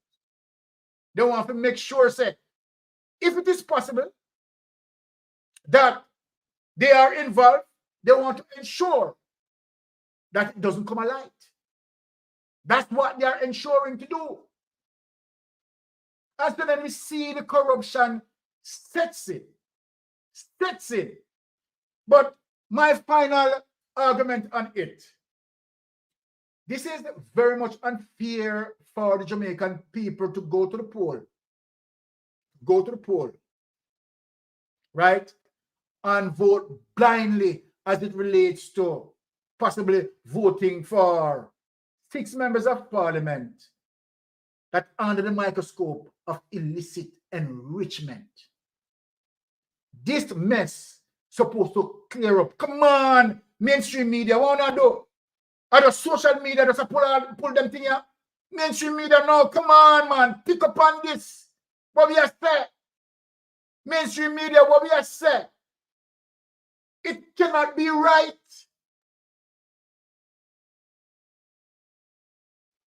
And so then, hold on, let me ask you a question. What they want to do? Keep this away until local government election, until general election. This is madness. It cannot be happening. It cannot be done. It's crazy. It's wrong. Fundamentally wrong. Fundamentally wrong. It's wrong. Let me tell you this. We, the Jamaican people, we agree that due diligence need to be exercised in any process as it relates to investigating thoroughly. But I want to also tell you this, that justice delayed is justice denied. Members of Parliament, if you are listening to me, you know what I'm saying. And I think when it comes to the illicit enrichment of these 6 members, too long a delay. We are already past a due process period. How long that we need to wait? This is madness. And so then, based on what Juliet only said, the report as it relates to the illicit 6 has not yet reached the Parliament. So we are going to hold it as that, because Juliet, the House Speaker, is saying it. But now, also what she's saying, that when the report reaches Parliament, it has to loop to the Integrity Commission Oversight Committee. And that's where I have a problem. Conflict of interest, grossly. Because under no circumstances you can be looking over your own investigation if it is possible that you are a part of the 6. Come on, Jamaican. We need better than this. We need better representation. Stop the die-heartedness. Stop the die-heartedness. We need better representation. We can't say to ourselves, right, that they can go on business as usual without us not knowing, and then they are asking us to go to the poll to vote for who? To vote for who? It is wrong. It is fundamentally wrong. Okay, so that is my final thing on that. Now, let me get into another little thing that I want to share with my hardened listeners. But let me speak to you on a matter. We know what happened into the 70s as it relates to what Edward Seaga had done to kill democratic socialism. Because to the neo-colonialist, democratic socialism supports the poor people. Right? Working together and build a nation together and sort of have an understanding as it relates to health, to wealth equity. All right? Every person considered to be a stakeholder and possibly shareholder, right? Where businesses are concerned and so forth and so forth. But opportunities open, equal opportunity open for every single person. Not only few, like the elites. And only them can buy the prime lands, the beaches, and so forth and so forth. Under capitalism atmosphere. But socialism not only attacked in Jamaica by Edward Seaga. Edward Seaga would have aware that there's a greater force that going against democratic socialism. And so Edward Seaga seek the assistance of the greater force to kill democratic socialism, right? Because he wants to gain power. Very vicious. Several people die. I want to play a clip to show you, right, the substance of the greater force that is out there. And you're going to hear it from the mouth of Donald Trump that Andrew Holness is following. You are going to hear it from the mouth of Donald Trump telling you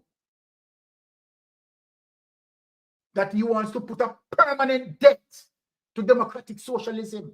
And I want you to hear it for yourself. Hear it for yourself. Without any further ado, listen to this clip.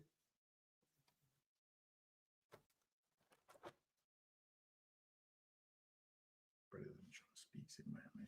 Okay. Yeah, thank you too.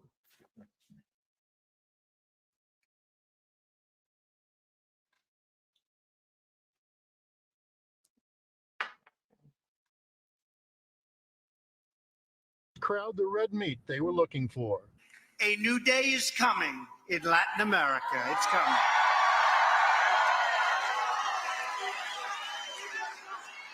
In Venezuela and across the Western Hemisphere, socialism is dying, and liberty, prosperity, and democracy are being reborn.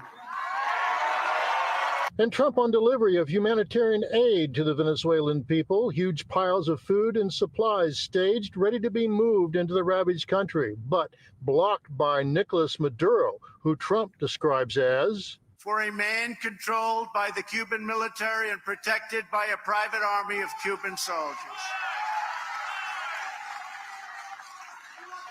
Maduro is not a Venezuelan patriot. He is a Cuban puppet. That's what he is. calling out Venezuelan President Nicolas Maduro and the failed socialist economy. Trump out to score points with local Venezuelans, Cubans, Nicaraguans, and his base with harsh words for those who espouse socialism. For decades, the socialist dictatorships of Cuba and Venezuela have propped each other up in a very corrupt bargain. Venezuela gave Cuba oil. In return, Cuba gave Venezuela a police state run directly from Havana. Well, the crowd was fired up, and we can tell you the big question. So people, there you have a taste of the orchestrator to go against democratic socialism. Want you to know and make yourself aware where that philosophy originates to fight democratic socialism, to ensure that the poor gets poorer and the rich gets richer. I'm going to show you something. I want you to follow me. Stay with me. I want you to show you something.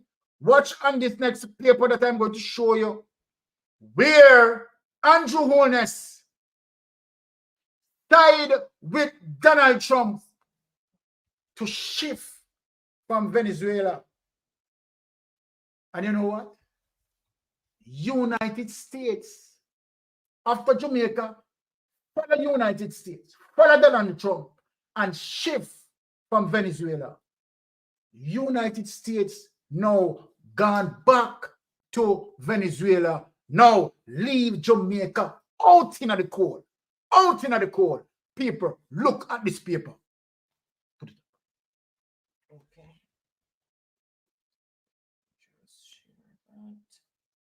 Which one? Want to steer clear forecast. Sanction against Venezuela.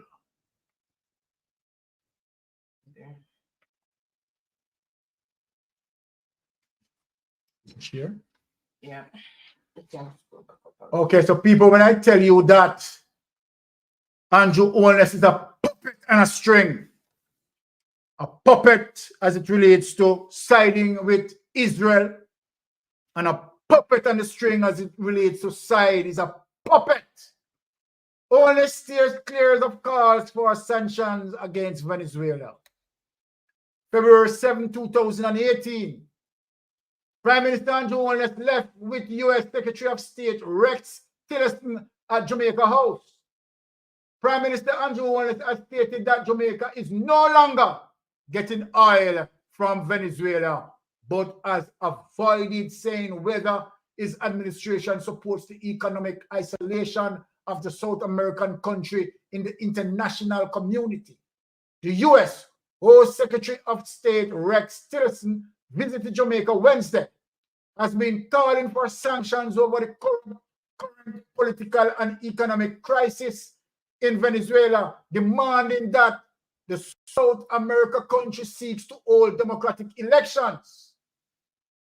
Tillerson was expected to push that agenda during talks with the Prime Minister, questioned whether Jamaica would support the U.S. position by boycotting Venezuelan oil.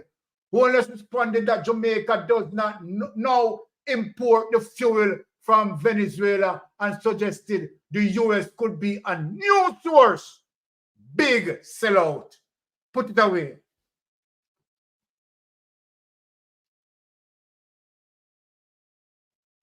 Some of Jamaican people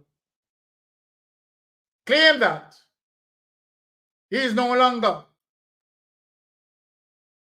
taking oil from Venezuela, but U.S. could be his option, technically supporting U.S. Look on the next clip. Look on the next clip to show you what this puppet is all about. Damaging Jamaica. Damaging Jamaica. Now, let us look on the next clip and show it to people. U.S. to ease Venezuela sanction on oil. Now, people, let me show you how the United States left Jamaica in the cold. Well, in response to Venezuela's government and a faction of its opposition formally agreeing to work together to reach a series of basic conditions for the next presidential election, the U.S. has agreed to temporarily suspend some sanctions on the country's oil, gas and gold sectors. This move will also pave the way for banned opponents of President Maduro to compete in next year's election. The U.S. Treasury has issued general licenses authorizing transactions involving Venezuela's oil and gas sector and gold, as well as removing the ban on secondary trading. This, however, can be amended or revoked at any time if the electoral deal falls through. The move marks a significant step in the Biden administration's steady shift towards increased engagement with Venezuela. This also moves away from the former U.S. President Donald Trump's maximum pressure campaign against the socialist-governed OPEC member state. During his tenure as the president, the government stopped recognizing Maduro as Venezuela's legitimate president in January 2019. The U.S. has limited economic engagement with Venezuela because of the extensive U.S. sanctions imposed upon the Maduro regime for its extensive corruption, economic mismanagement, and violation of international norms. The Biden administration initially maintained a similar policy. However, U.S. officials held direct talks with Maduro in March and June 2022 that led to a policy shift.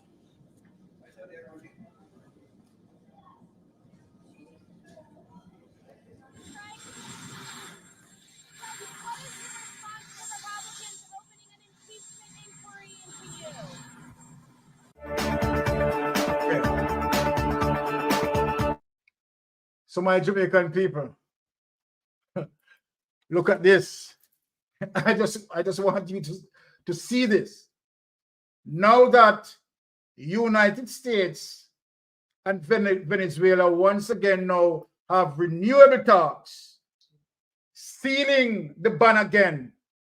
Where is Jamaica and Venezuela when Jamaica used to have a sweetheart deal from Venezuela? Had lost it because When the time was for Jamaica to stand and support Venezuela, they didn't. They side with the United States. Now United States now goes back now and start to renegotiate, deal with Venezuela. Where is Jamaica? Where is Jamaica? And now Venezuela is now putting Jamaica under pressure because of this government. I heard Andrew Holness bragging about stabilizing the dollar. Well, when the oil price hit him, let me see how the dollar is going to stable. And when inflation starts to hit Jamaica again, this is the reason why. This is the reason why. And so then, what do you think when we talk about democratic socialism? The interest of people wanting to hurt democratic socialism. Because democratic socialism from Michael Manley days deals with the poor. Right? Several things that Michael Manley had done. Right? Equal pay for women, equal work.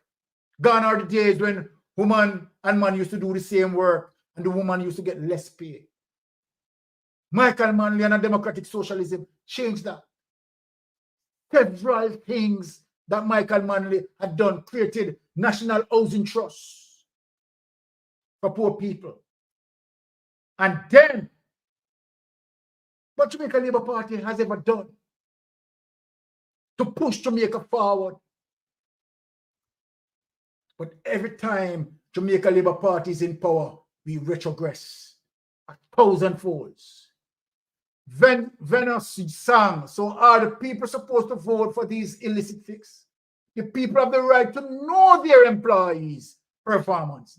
So right, Venus sang, and that is what I'm saying. Are we supposed to vote for the illicit fix? That is my question. That is my question. Right? So then, I want to show you again, because I played this clip some time ago, and I don't think people getting the essence of it as it relates to the Western hemisphere, right? As it relates to the economic structure against Black people, against us Black, to suppress us. And so a political philosophy as it relates to democratic socialism that will help us, they make sure that they crush it. So I'm going to replay a clip that I played before to tell you how they structure the economic against us, situation against us. Without any further ado, I know I played this clip before, but I'm bringing it back because I want to introduce another clip that show you something, right? I'm here to teach. So without any further ado, let us play this clip. Okay. Again, happy Friday. Thank you guys so much for still being here. Really appreciate everyone.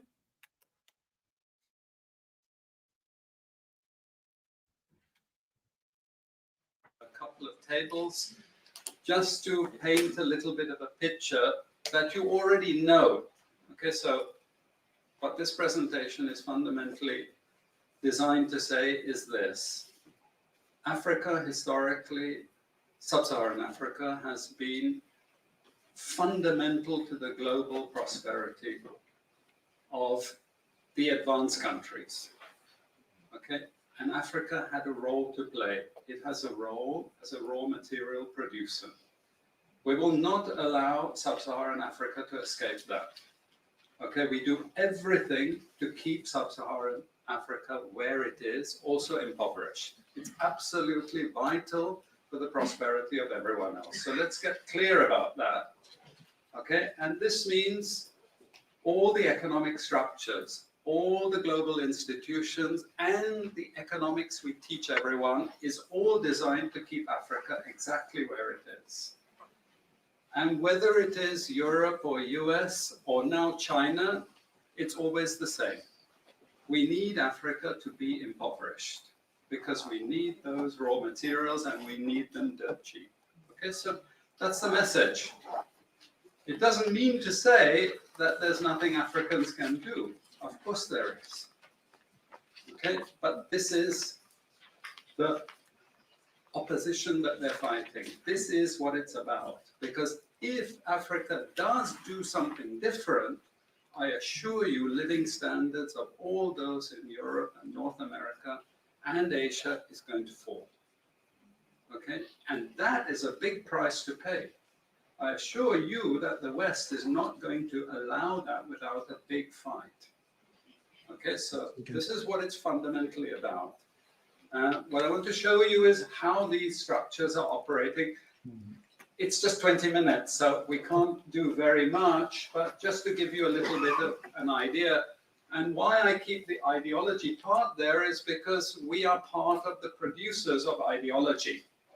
At universities and academic institutions, we are complicit in this whole enterprise. Okay, so the job of many Western academics is to convince Africans they have to keep doing what they're doing.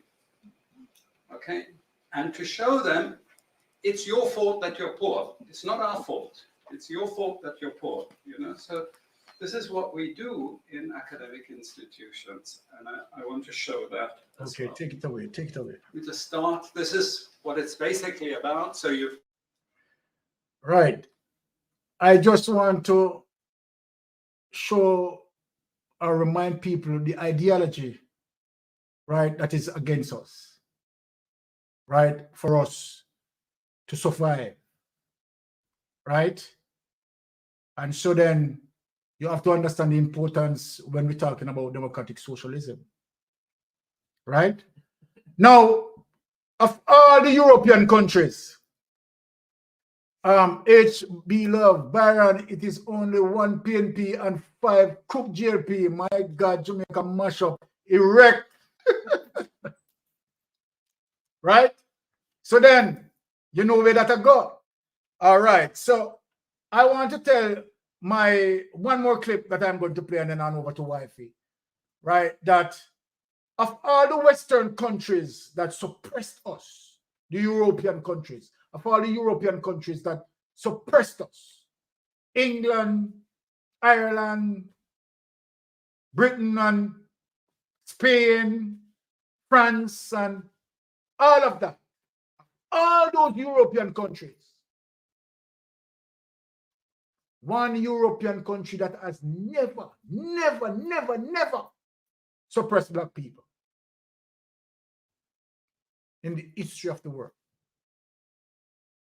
but always reach out and help Black people. And many people might surprise. Many people might surprise. Do you know that Russia is the only country, European country, that never suppressed Black people? Here's the proof in the pudding. Let us play that clip. Okay. Let me just. Sorry. Yeah.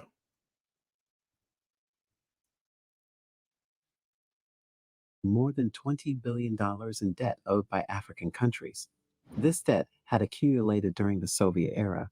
In the past, Russia had attempted to collect these debts, which were mainly a result of Moscow's previous alliances with African countries that supported its communist ideology.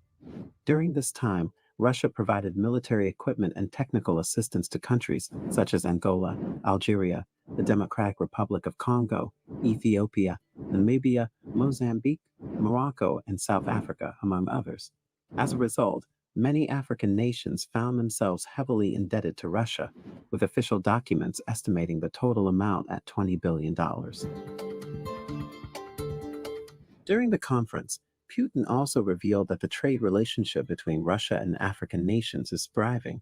with the trade volume reaching a staggering $18 billion in 2022 and growing each year. In addition, Putin expressed his belief that a more robust transition to national currencies and financial settlements, and the creation of new transport and logistics networks will help facilitate the development of reciprocal economic exchanges. By taking these measures, Russia and African nations will likely be able to build stronger, more self-sufficient economies, paving the way for a more prosperous future. Additional opportunities are opened up by the process of establishing the African Continental Free Trade Area, which began in 2021, which will become a conventional market with a total GDP of more than $3 trillion, he added. During the conference, Putin expressed Russia's support for establishing connections with the African Continental Free Trade Area, both through the Eurasian Economic Union and bilaterally. He also noted that Africa is poised to become a leading player in the multipolar world. He said, "The states of Africa are constantly increasing their weight and their role in world affairs. They are asserting themselves more and more confidently in politics and in the economy. We are convinced that Africa will become one of the leaders in the emerging new multipolar world order." Despite being an international outcast with an arrest warrant looming over him, Putin remains steadfast in his pursuit of stronger ties with Africa. His unwavering commitment to the continent is rooted in his belief that Africa's economy has immense untapped potential, and he is determined to take the necessary measures to promote a bright and prosperous future for both Russia and Africa. What do you think about Russia canceling African debts? Let us know in the comments. Be sure to like the video, comment, share, and subscribe to the New Africa channel. There you have it. Facts as it relates to history, right? Whether some people might like it, yes or no, it's facts, not alternative truth. All right, big bossy. God bless him soul where it is now. Best leader we ever have, Michael Manley. I'm telling you, Michael Manley is a leader indeed. Well, wifey, folks, thanks for listening to me. And of course, I'll be handing over to wifey for Jeopardy. All right, Jeopardy people, stand by. Okay, guys, again, thank you so much for your continued support. The phone lines is now open, so those who want to call in can call in. The number is streaming across the screen, and it's a WhatsApp number. It's 1587-568-6287. We'll leave the lines open for a bit. So thank you so much, Baron, for your continued insightful presentations. Really appreciate it. Knowledge is power, so we have to empower people with the necessary knowledge that they need so that they can make informed decision come election day, and also how they want their country to be governed and in what direction they want their country to go. Right. So, okay, so the phone line's open. Anybody wants to call in can do so now. Joya, welcome. Happy Friday. Thank you so much for joining in.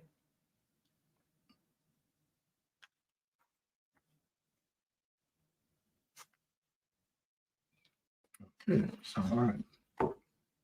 All right, so we are going to go into Jeopardy, and as you know, we're going to be playing for credit.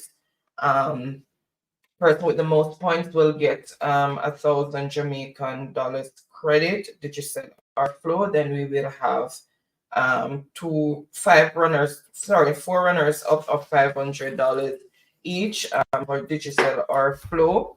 And the questions are in the form of a statement. You answer in the form of a question. If it's the name of a person, it is who is, and then the name if it is a thing. If it's a thing or place, then it is what is or where is, and then the answer. So to start, we're going to have persons throw out a category. The first one that I see is what we're going to start with. One sec, guys. The first one I see is what we're going to start with. And then the first person who answers the question correctly will choose the next category and for how many points, and it will continue until the board is empty. Right, so let me share the screen with you. You can see what the categories are for tonight. Let me just take away the logo so you can see it fully. Okay, so tonight we have Caribbean capitals, name the celebrity, mathematics, flags, and cybersecurity. So throw out a category, and the first one I see is what we're going to start with.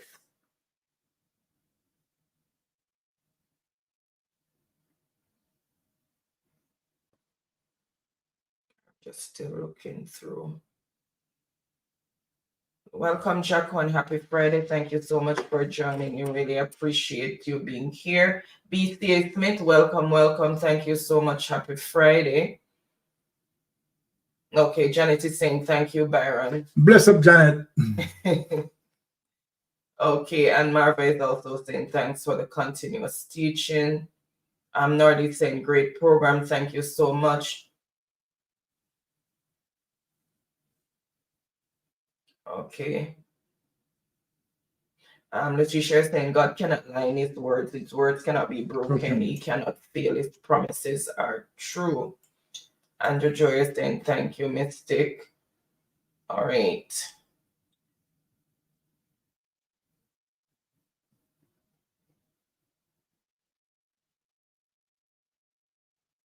All right, so Truck Life, Tyrone is saying, can you please publish this information on a more wider base? Okay, welcome Tyrone, happy Friday. Thank you. Can you please publish this information on a more wider base? Okay. Maybe longer. All right, so Truck Life is saying celebrity for 500. So let me make sure I don't make mistakes. Okay, name the celebrity. Name that celebrity. This is the book that I This is the one. Okay. Name the celebrity. Okay, thank you so much, Patricia. R. Welcome, welcome. Your first time comment. Thank you so much for your contribution. Really appreciate bless yourself. Your contribution tonight.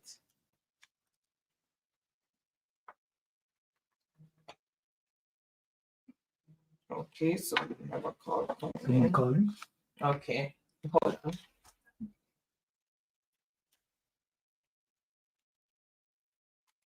Welcome to Mystic Sensation Live.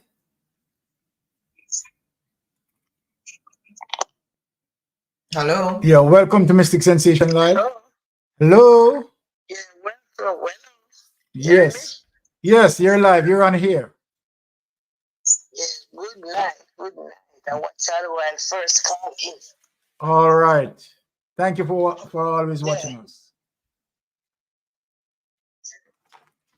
Yeah, you hearing me now? Yes, yeah, we are hearing you. You can go ahead. Yes, I was looking at the TV. All right, good night. Thank you for your teaching.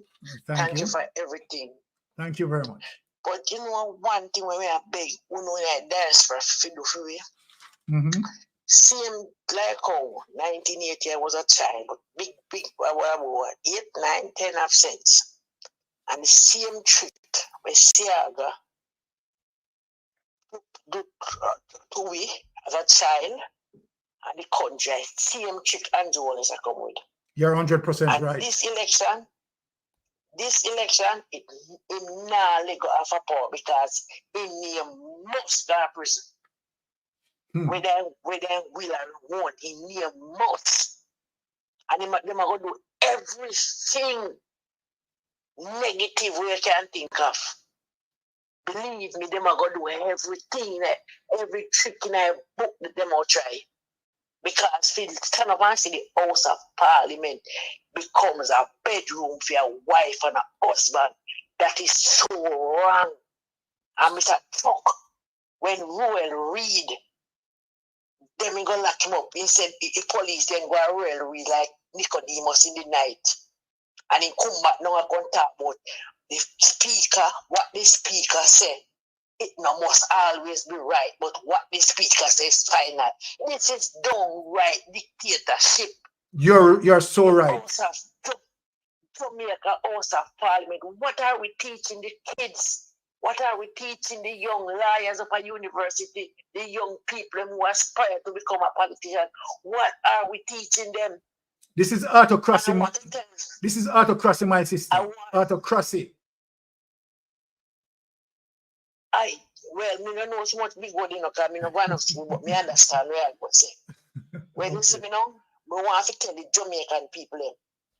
First, tell the diaspora people them who are sending them money come here. Come the auntie, uncle, this, that, to buy Medicaid, do everything. Make them know, say, if the 6 no name, no election. Yes.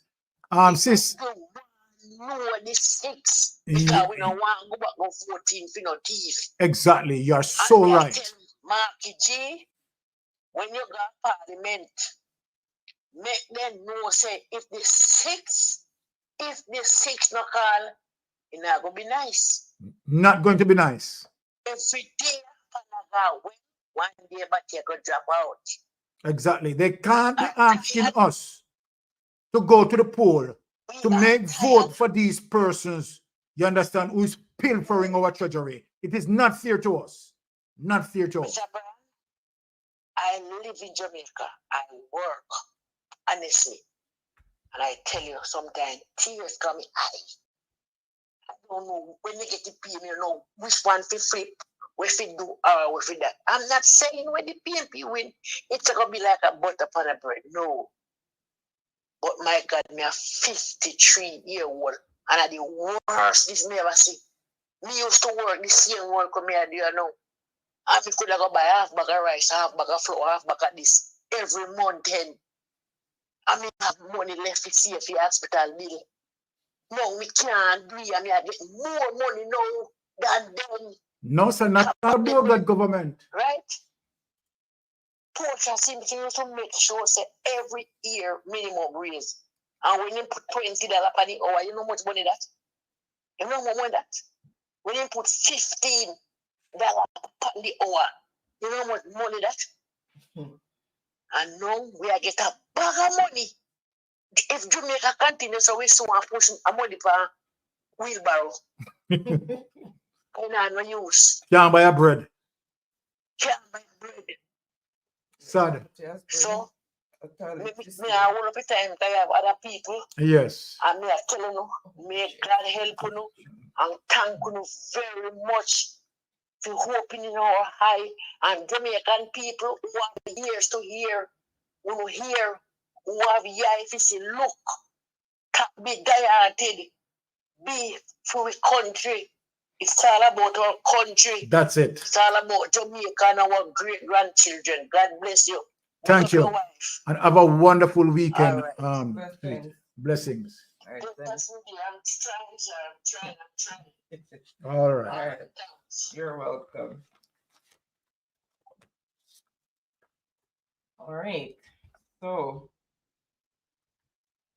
thank you so much for everyone who called in. Freedom is saying, love your caller. It's some very important points there. Yes. And Janet is saying, so right, caller. Okay.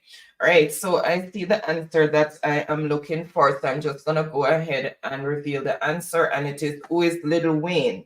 So let's see who first came in with the correct response. Welcome, Freedom. Welcome, Vendetta. Welcome to everyone who just recently joined in.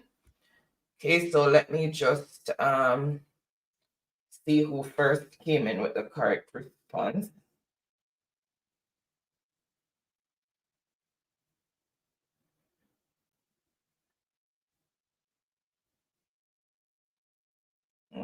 I'll give full name.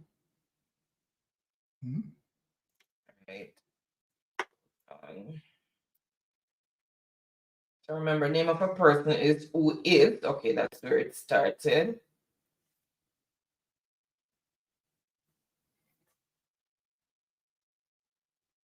Okay, so first on the board with the correct response is Truck Life for 500 points. For 500 points. And James, Janet, she says what is, it should be who is.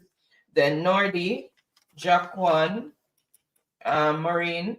You have to put Maureen P because you have Maureen V as well. So you have to put who is if it's the name of a person before the answer. And then, okay, Everfit also did not put who is. Then Rosalie, Janet put Mr. Wayne Carter. Okay, that must be his full name. Julian also came in with the correct response. Rosalie. Okay.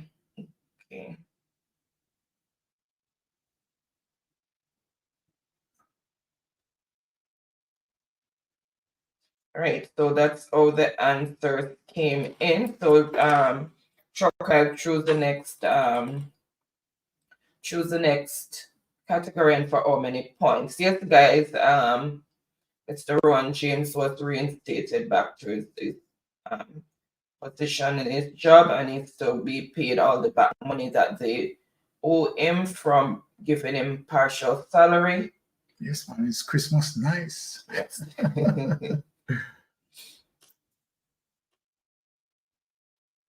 Okay, so he's saying select for 400. Okay, name the celebrity. Name the celebrity.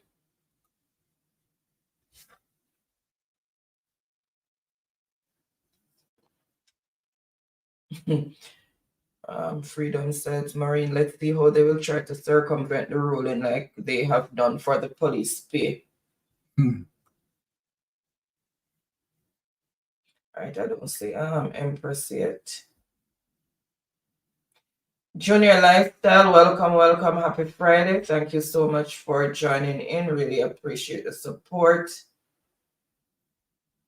Just make sure I don't miss anybody. Okay, I see the answer that I am looking for. And remember, guys, you have to answer. Oh, I don't see Daniel either. You have to answer who is. And then Hayward, welcome. Happy Friday. All right, so let's see who first came in with the correct response. Let me reveal the answer. Who is Biggie Smalls or the Notorious Big? And that is for 400 points. So let's see who first came in with the correct response. Let me just refresh as usual.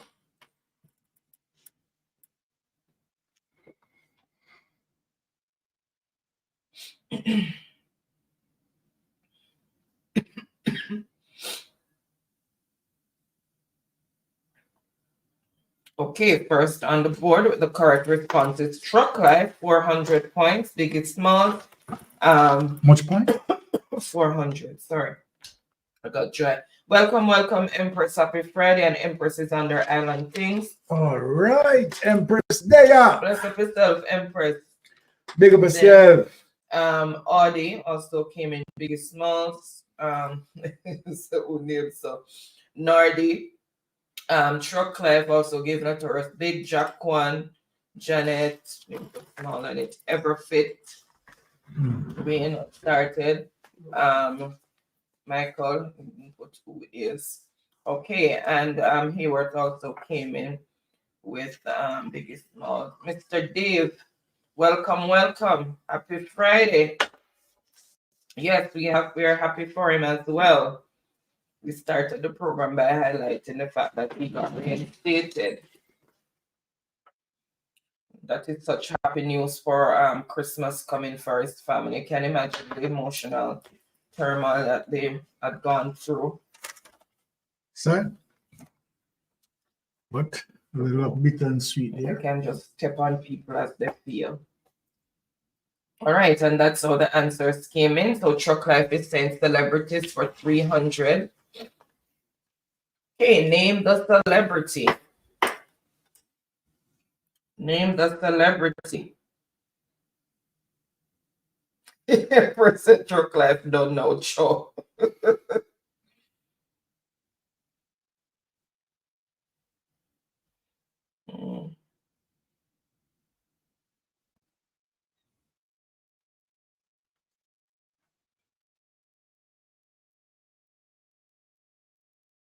It's a government lawyer says he's going to appeal the judge's ruling. Some of these lawyers, I don't know how they sleep at night, honestly. But some of these that they represent, don't know how they sleep.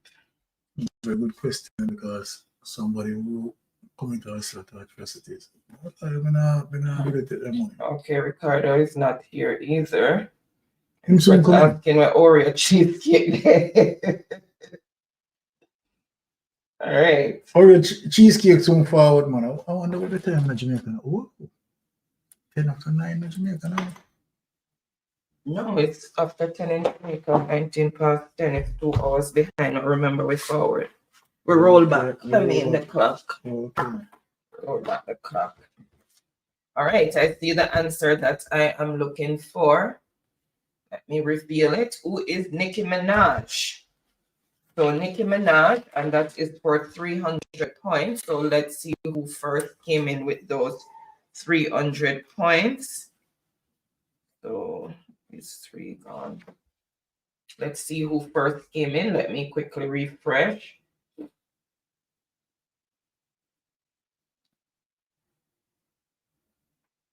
Let's see.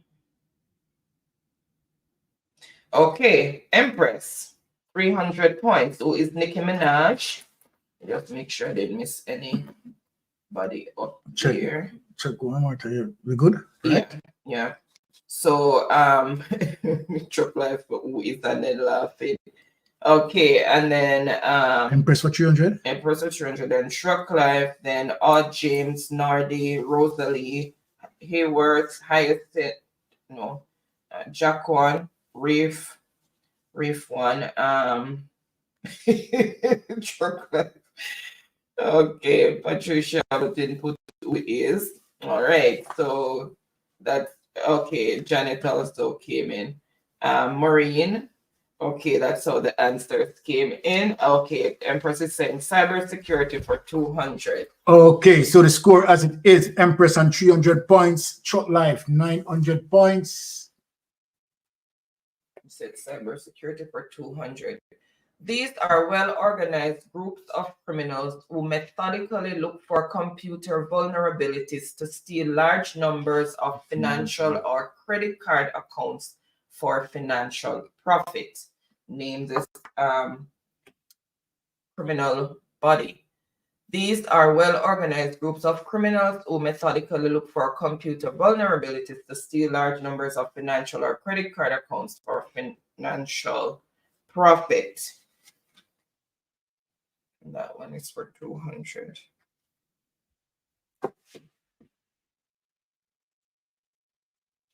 Remember, it's organized groups.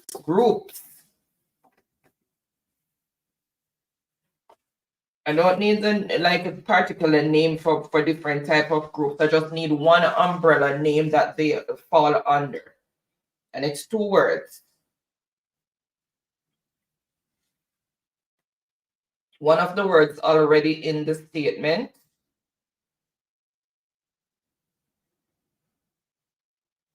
So who's the government? Well, you moved wrong.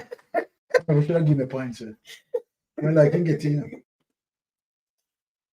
Okay. All right, I see the answer that I am looking for. It's not fully stated how I have it, but the answer is there. All right, so this is the answer that I am looking for, and it is who are cyber criminals. So umbrella speaking, they're cyber criminals, and that is for 200 points. So let's see who first came in with the correct response. Let me just refresh. Truck like it was Chopper. All right. Jojo said the flood is a warfare weapon. Oh my goodness.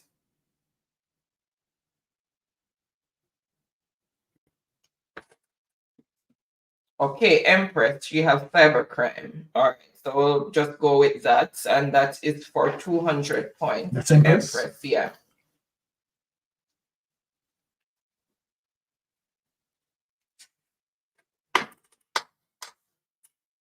All right, welcome, Ricardo. That's who are cyber criminals. All right, so, oh, you have what is, at least she's honest. All right, so I have to go down further to see.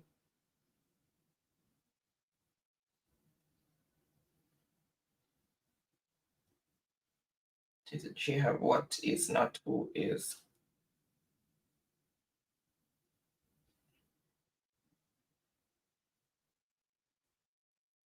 Okay, so first on the board with the correct response is Nordy. Nordy. Yeah, for 200 points. Now they have who are cyber criminals. Yep. And that 200 points on Nordy? Yep. Yep. And Maureen also got that as well. And Ricardo ran in with it. All right, so Nordy choose. Okay, yes, Empress. Thanks. I didn't even notice it's what is you have there. I wouldn't say it's incorrect, but I was looking for the cyber criminals other than hackers. You'll see why later. All right, so Nardi wants Caribbean capitals for 500. So shorten it, you can just say CC for Caribbean capitals. All right, so for 500, so let's see what's under Caribbean capitals. 500, capital of Dominica.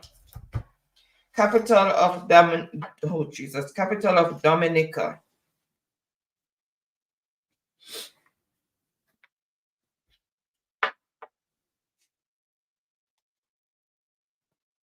What is the capital of Dominica?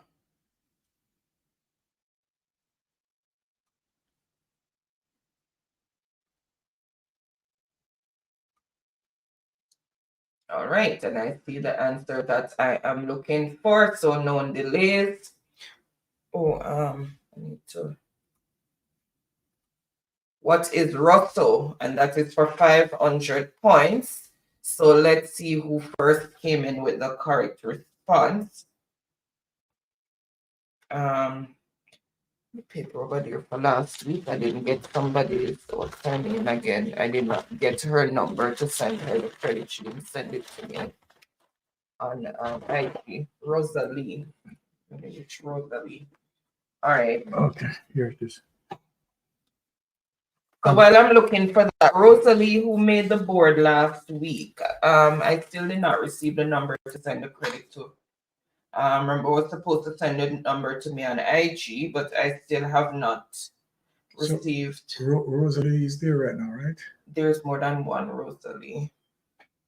Which one? That is, if Rosalie is here, if it's the same Rosalie from last week, you can put it in the chat and we'll put in the my IG information. We need the phone number to send the credit to, and also which provider, whether Digicel or Flow.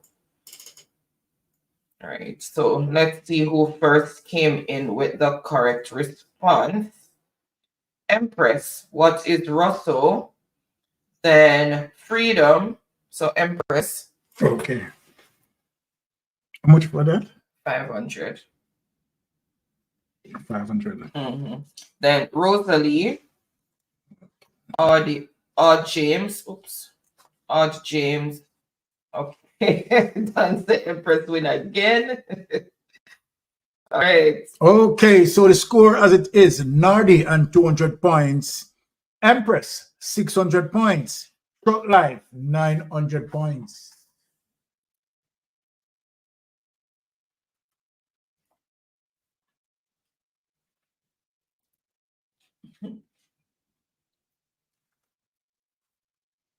All right, so choose the next category and for how many points. So she is saying Cybersecurity for 300. This Windows account for guests should always be disabled, and it's a double point answer. The clue is in the question or the statement. This Windows account for guests should always be disabled, and that is for 300 points. Answered correctly, you get 600 points. Who is going to take away that 600 points? Remember, I going, said the going, clue going. is in the statement. This Windows account for guests should always be disabled.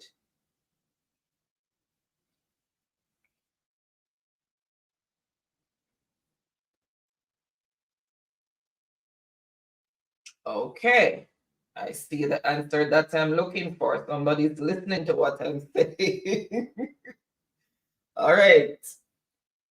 Okay, finish spelling it. Okay, so the answer is, what is guest account? It should always be disabled because anybody can access your computer without having to have a password.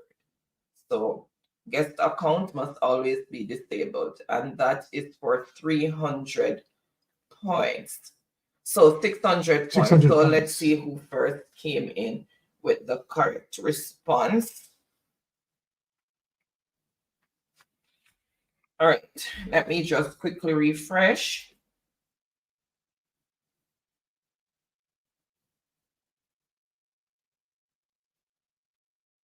Okay. Oh, Sonia, you're logging behind. You have to refresh your internet. You're lagging. Also, BC is lagging. Okay, so first on the board with the correct response is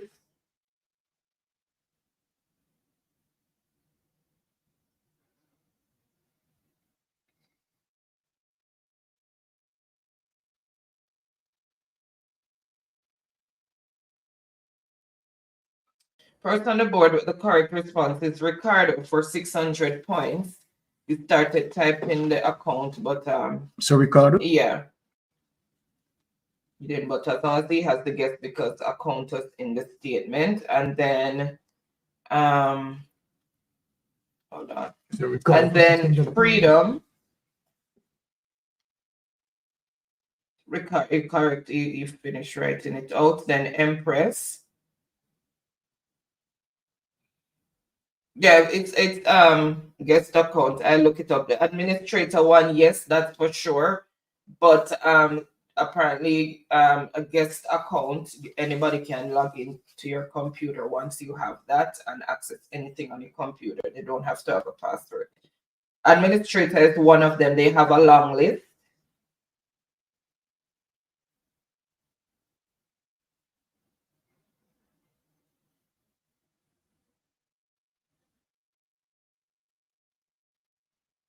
And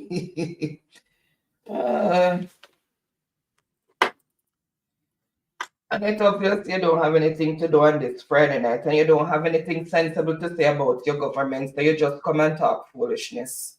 Just have a good night. Can never come and defend your party or the government. Just come and talk crap all the time. Just attack. Try defending. Okay, so let's see who first. Sorry. Choose the next category and for how many points. Thank you, Empress. That's all they do. Daniel, welcome. Happy Friday. Can never come and talk anything sensible. Just crap and attacking and throwing all sorts of accusations and stuff.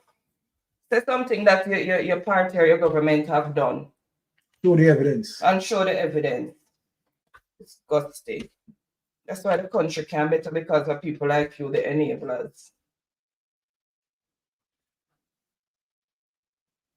Welcome, Andrea. Happy Friday. Thank you so much for joining in. Okay.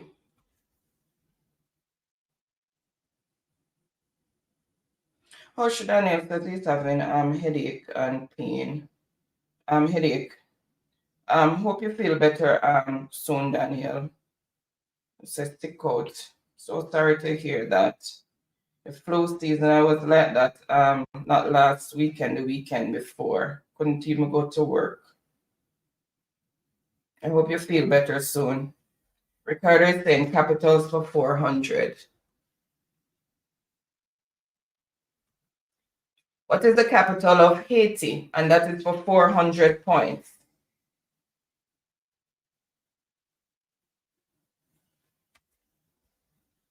Capital of Haiti.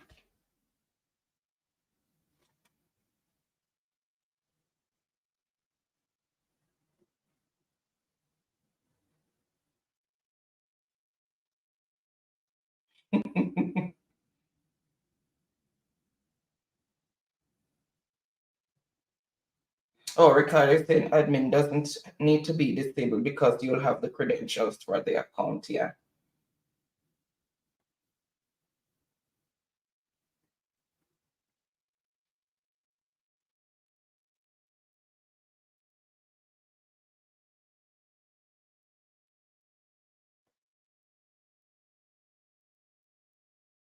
All right. That's all right. I see the answer that I am looking for, so no delays. What is Port-au-Prince? And that is for 400 points. Port-au-Prince. So let's see who first came in with the correct response.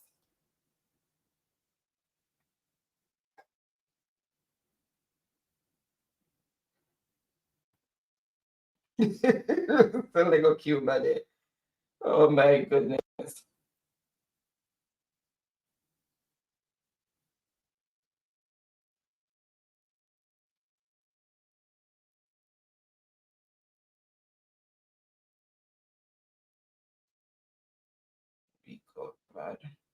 All right, so first on the board with the correct response is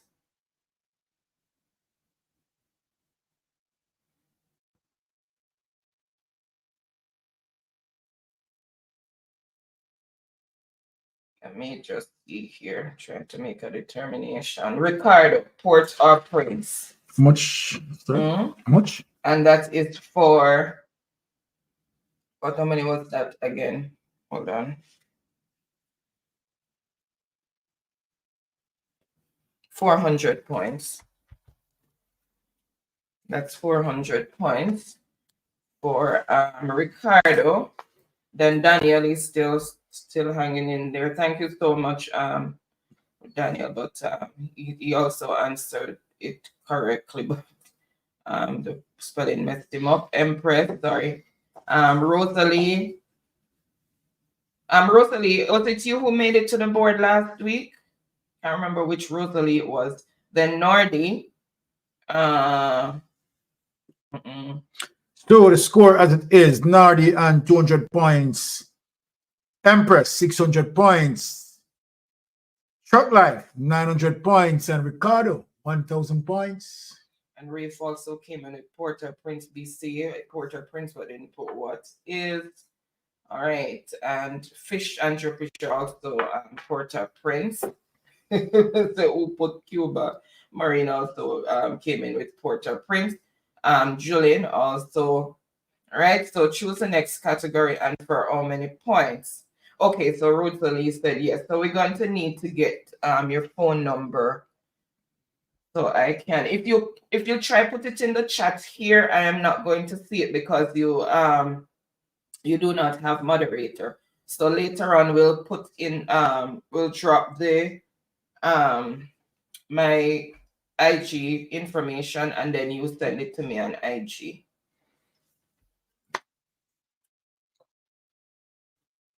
Okay, so who is to choose again? When we went to the bar and you want to sleep, man, yes. He's been up since what, 5:10 this morning, went to work and stuff. So I'm tired. All right, so choose the next category. Has it been chosen? You just look on this screen, not seeing it on the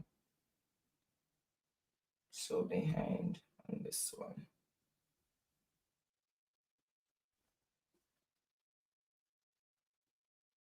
Okay, so Empress just dropped it for you, Rosalie, and underscore mystic 2. So an underscore mystic 2, and that's my Instagram information.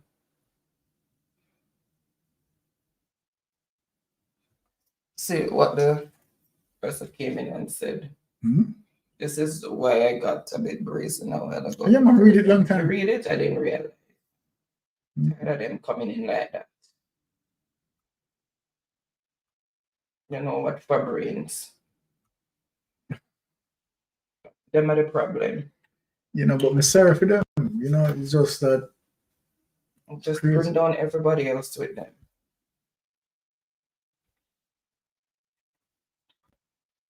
Truck Life, choose the next category and for how many points? That was Truck Life, right? 400. Yes, Truck Life, choose the next category and Truck for how Life just many got the 400. Yes, that's what Empress said. Truck Life just got 400. Was it Truck Life? No, man, it was Ricardo. No, Ricardo, it's you. Choose the next category. Ricardo. Yeah. Ricardo, okay.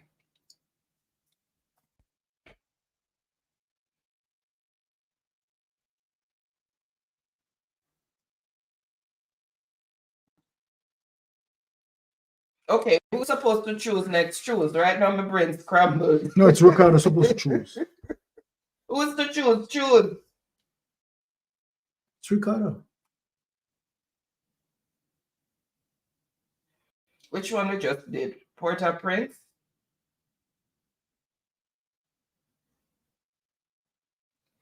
Ricardo, so right, I don't watch Baga. Oh my God. Ricardo supposed to choose. Okay, so capitals for 400. Yeah, Ricardo, you choose. It's you supposed to choose. You got it. It's about to 1,000. Oh, Ricardo said a Truck Life win, not him. All right. One of them choose something before me choose. We need to give Truck Life the points. But it wasn't Truck Life have off Prince. Ricardo is the one who had all Prince. So if Ricardo got it, so I don't know why they're trying to confuse me. Okay, so you tell them that Ricardo is the one to choose. It was not Truck Life. So it's not our Prince. It is our Prince. Our Prince. And yeah. So Ricardo said, "Oh, okay." So it's Ricardo to choose.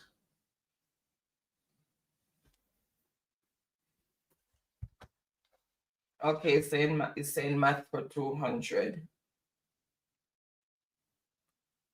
The answer to a multiplication problem. What is the what is the answer called in math? When you do a multiplication problem and you get the answer, what is that referred to with multiplication?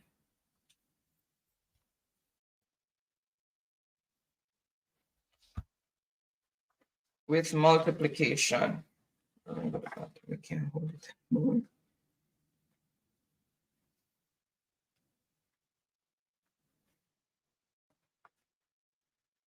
Okay. All right. I see the answer that I am looking for. Let me see the answer that I am looking for. Now they say, what is me done? What is the product? So that is for 200 points. So let's see who first came in with the correct response.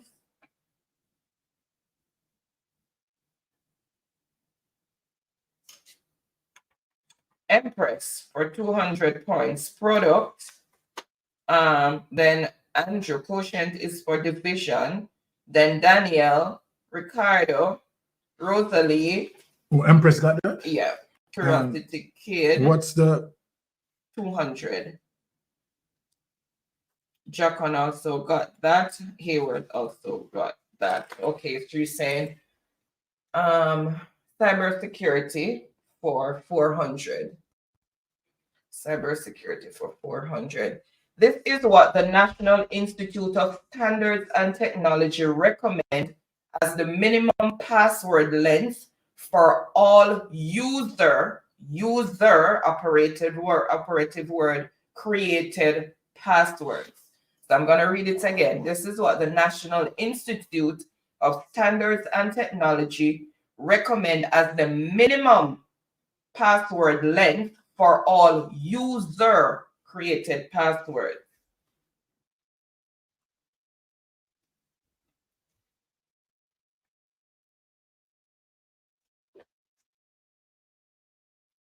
All right, and I see the answer that I'm looking for, so known delays, and it is what is 8 characters minimum when making a user created password. All right, so that is for 400 points. So let's see who first came in with the correct response.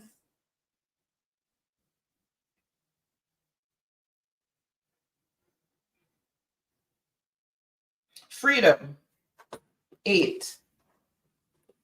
Freedom. Then Andrew, Empress, Ricardo, Nordy, Daniel, Ricardo. That's 400 points, no, right? Jack one, Ricardo, yeah. Curiosity Kid, BCA, but not what is. Okay.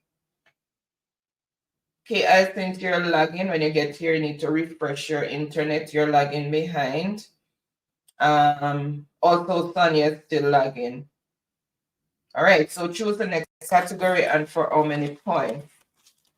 So the score as it is, Nardian 200 points, Freedom 400 points, Empress 800 points, Truck Life 900 points, and Ricardo 1,000 points. Okay, so Freedom is saying Caribbean capitals for 300. All right, St. Lucia, it's the capital of St. Lucia. That's for 300 points. Julian, you're also lagging.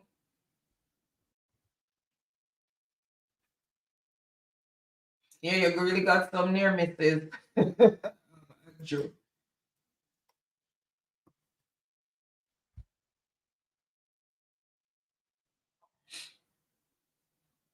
All right, I see the answer that I'm looking for. So known delays, and it is what is Castries, and that is for 300 points. Let's see who picked up those 300 points.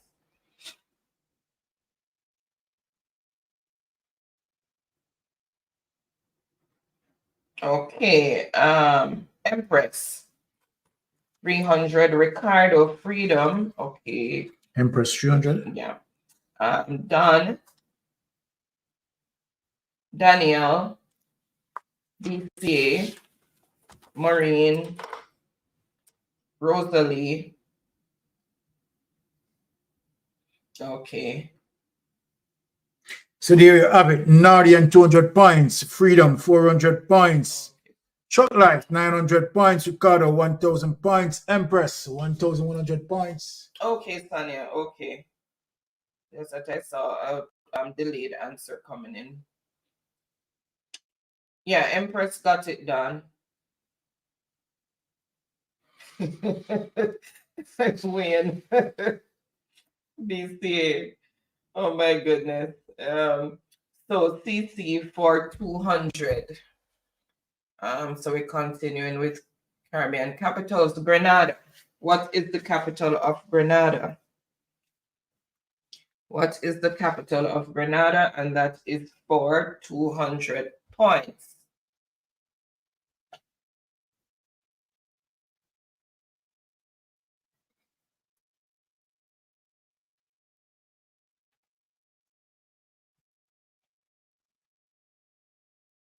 All right, I see the answers coming in, and let me reveal what is St. George's, and that is for 200 points. So let's see who first came in with the correct response. Let me quickly refresh.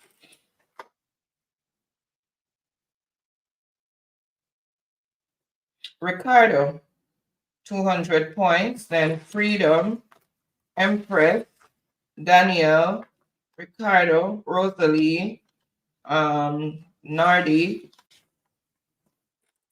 Freedom, BC, Wayne, Choose the next category and for how many points? Let me my phone on it. Let me my phone. Turn flat.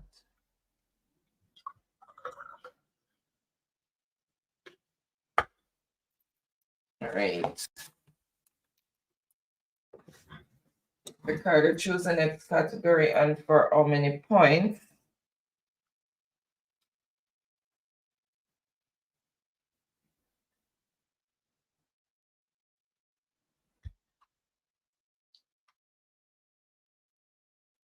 The truth, Ricky, before Delco come. All right, so celebrity for 100. Name the celebrity. Everybody run out. Run out, skip out. Excuse me.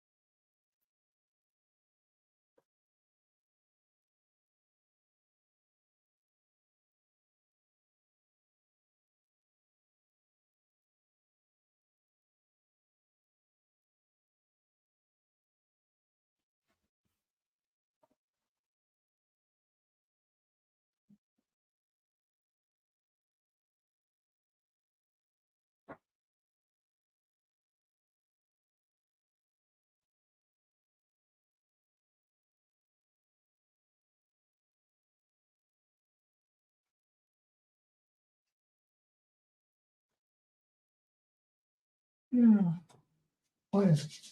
These two packets deliver. Look at the front door. I'm gonna go for it. Maybe that's when the doorbell rang earlier. Yeah. Okay. All right, so let's see who first came in with the correct response.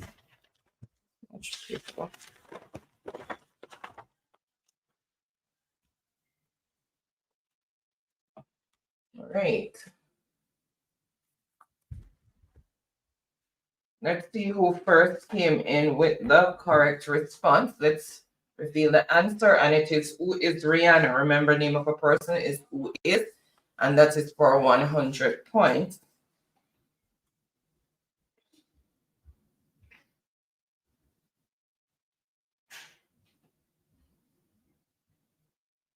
Okay, Truck Life. So Truck Life for 100 points. Then Andrew, Empress, Ricardo, everybody run out. Rosalie, Nardi, Jacon, Empress again. Okay, Patricia, Wayne, BCA.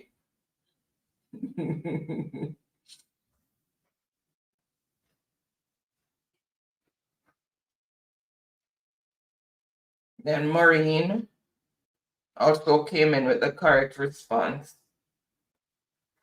All right, so choose the next category. Julian also came into Yuris Rihanna.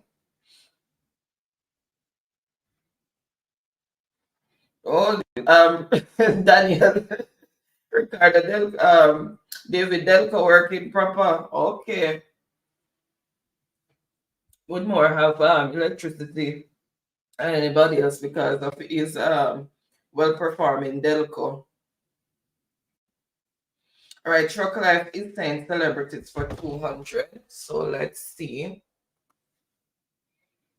Celebrity for 200. Name the celebrity. Everybody run out, jump out, skip out, roll out. That is a whoppy back. Can't believe Barry opened the package now.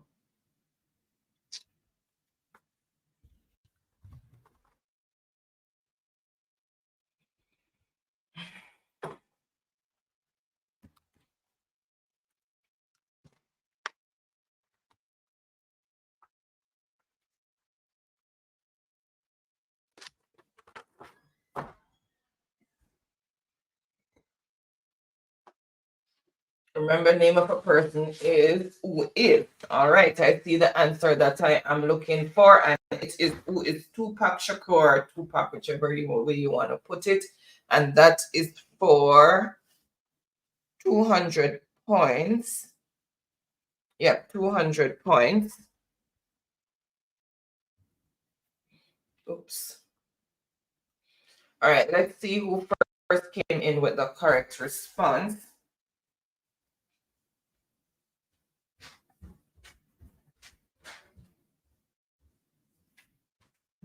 Let's have a look.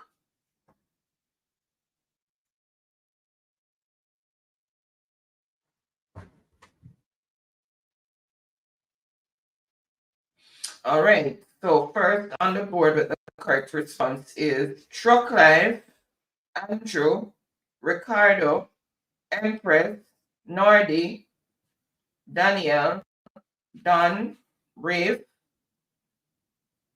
the Empress, Jaquan,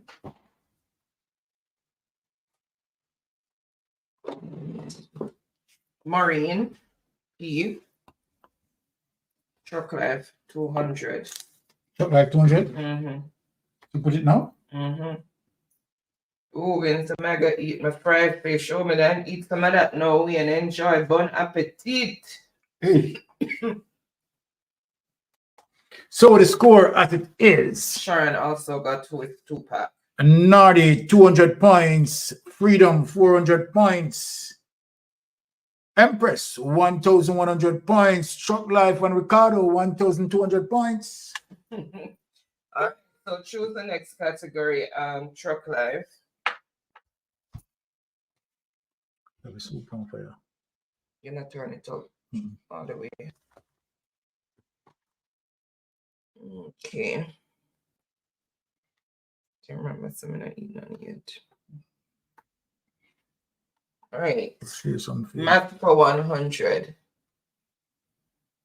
A shape that has 5 sides. What do you call a shape that has 5 sides?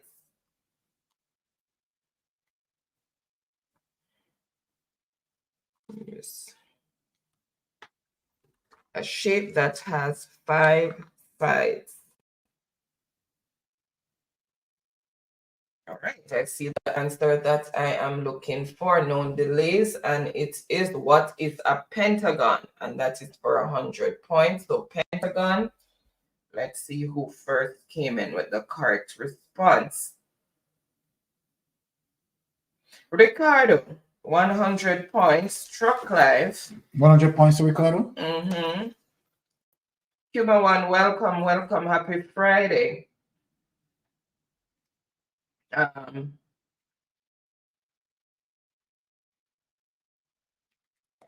Okay, Ricardo, put it back again. Then Empress, Rosalie, Daniel, Don.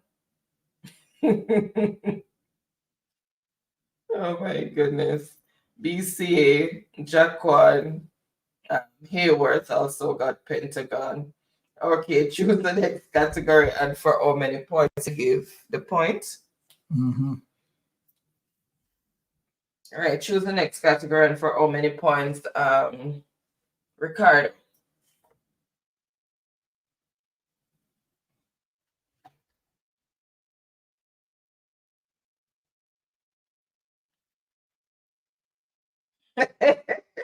Ricardo, why are you searching for clues regarding the flag? When you choose flags and choose the points, choose the how many you want it for, then you will see the flags underneath the different values.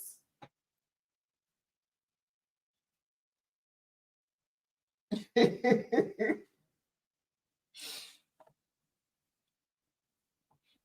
that's me in front of everybody, so broad.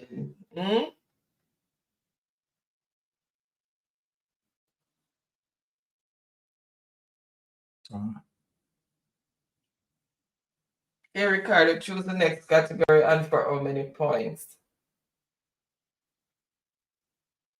Math for 300. Okay. Numbers whose only factors are its itself and 1. What do you call those numbers? Numbers whose only factors are itself and 1, and it's a double point answer, so that's another 600 points for the correct response. So numbers whose only factors are itself and 1. So factors is the operative word there. All right, I see the answer that I am looking for, and it is, what is prime numbers? So prime numbers, and that is for 600 points. Let's see who picked up those 600 points.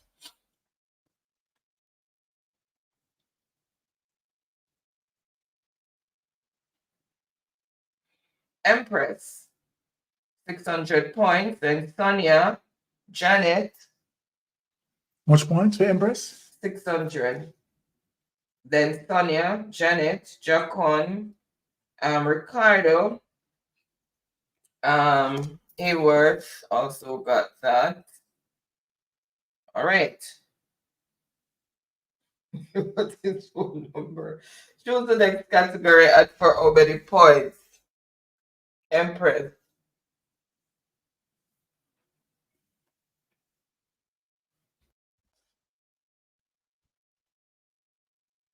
All right. Cybersecurity for 500. These two numbers make up the binary system.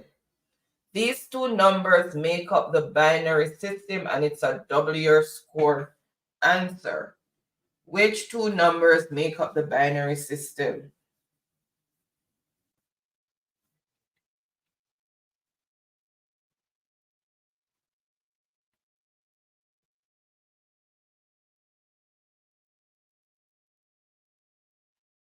All right, and I see the answer that I am looking for. So let's reveal what is 0 and 1.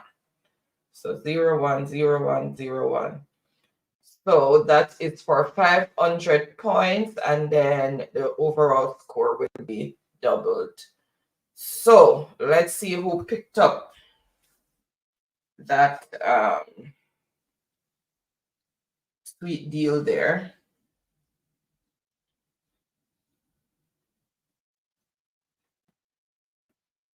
Okay. Andrew, unfortunately, how you wrote it there, it looks like 10. So, okay. So first on the board is Ricardo, 1 and 0, and Andrew corrected. Okay. Nordy, Empress. Jacon also wrote it that way too. Danielle, Janet, Empress, 0s and 1s, yes. Hayworth. Yeah, Ricardo 1. So that is for 500 points to Ricardo, and double its overall score, please. Mm-hmm.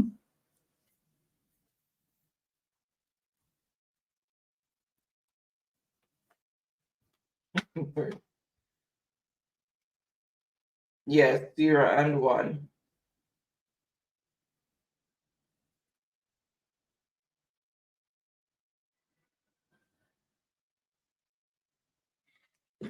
Give me this, the ink run out.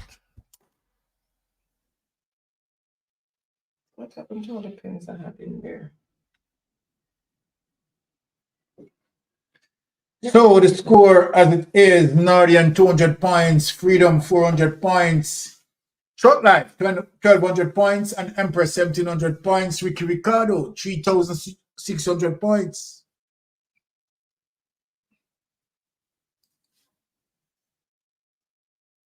All right, so choose the next category and or how many points.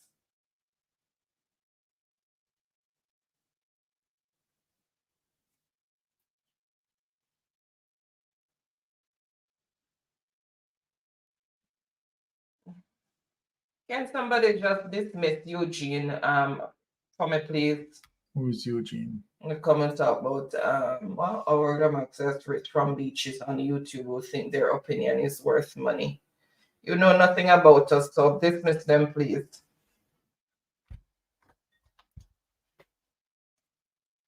Don't just time them out, just dismiss them. I have no patience for foolishness tonight. Our democracy is at risk. What you saying? Who think their opinion is worth money?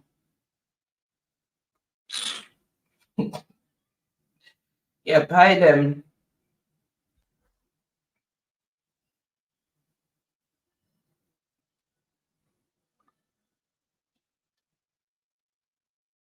Yeah, but because the numbers are lined up together, unfortunately, Andrew, it looks like a 10. I know that you meant the 1, 0, and 1, or 1 and 0, but it came over as a 10. All right, so Ricardo is saying flags.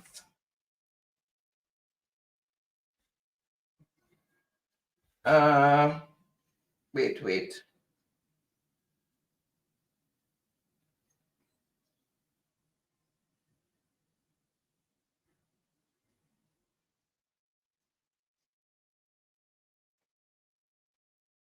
Okay, so it's saying capitals for capitals for 100. Barbados. What is the capital of Barbados? Capital of Barbados.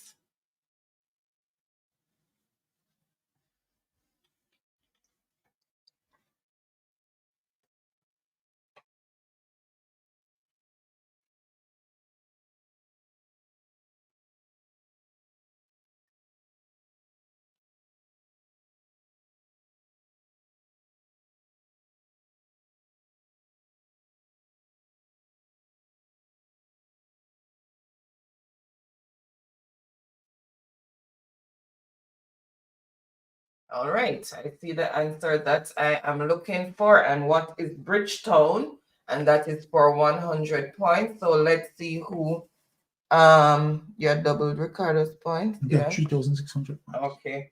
All right, so let's see who first came in with the correct response. Let me refresh.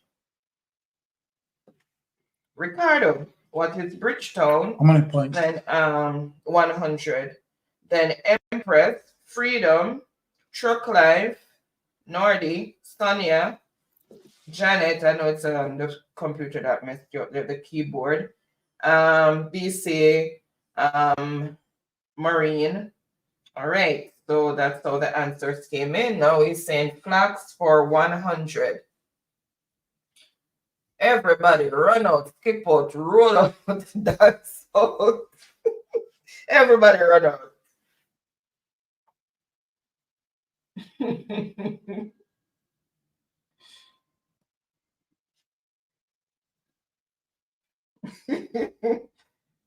Andrew, asking if you drink some Red Bull or Ricardo tonight before you came on.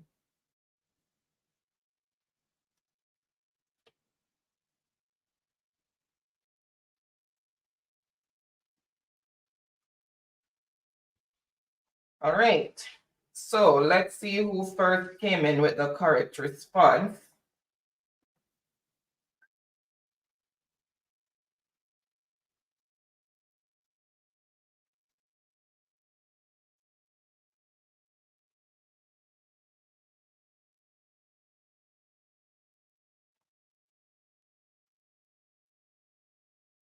Okay, so first on the board with the correct response. So this one is for the Swift. Truck Life, 100 points. Truck Life.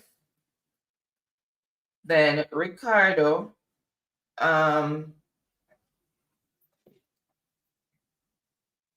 Empress, Andrew, Freedom, Danielle, Nordy, Don, Sonia, Janet, everybody came out. Everybody turned up. So the score as it is, Nardi and 200 points. Freedom, 400 points. Shot Life, 1,300 points. Empress, 1,700 points. Ricardo, 3,700 points. Oops, sorry, I didn't even reveal the answer, but everybody know the answer. All right, so flags for 200, he is saying. Okay, name the country that owns that flag. Guys, you know, I'm not always so dismissive, so forgive me for being dismissive tonight with people, but I just don't have the tolerance tonight with the foolishness, because we're here trying to educate people, and my son is upstairs in the bonus room lying down on the couch sick, and we're down here and people coming over with their foolishness. So I'm not very tolerant for that tonight.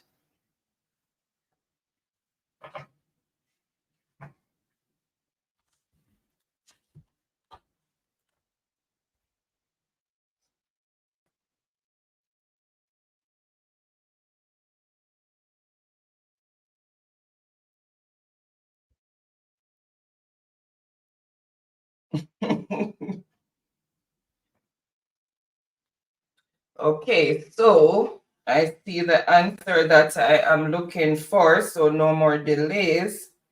Oh, thanks, Truck Life. Yeah, he came home from school feeling sick again today. All right, so let's reveal the answer, and it is what is Japan, and that is for 200 points. So let's see who first came in with the correct response.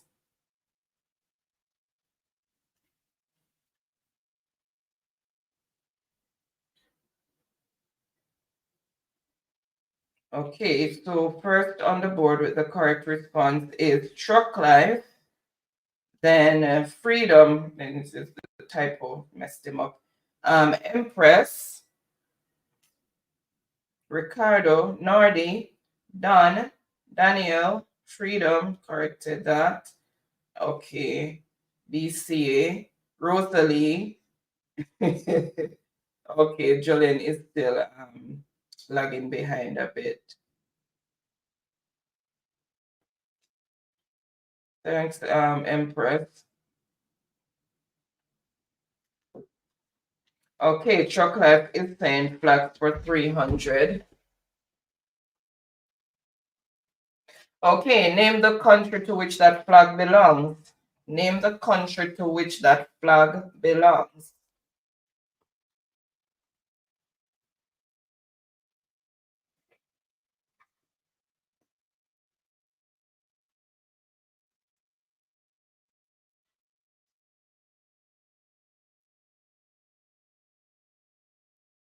Everybody run out.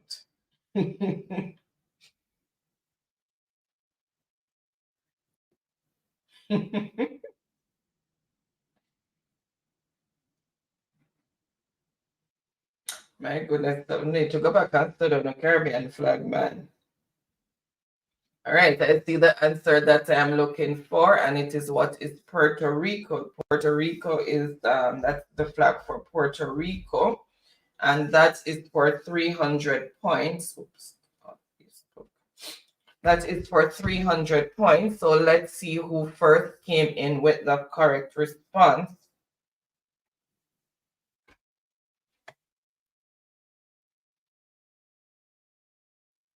Okay, let me refresh.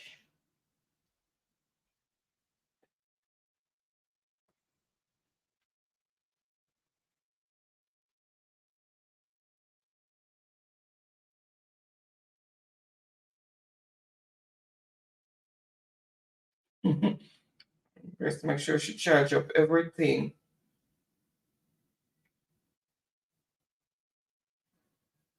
Okay, Janet. Our battery dying.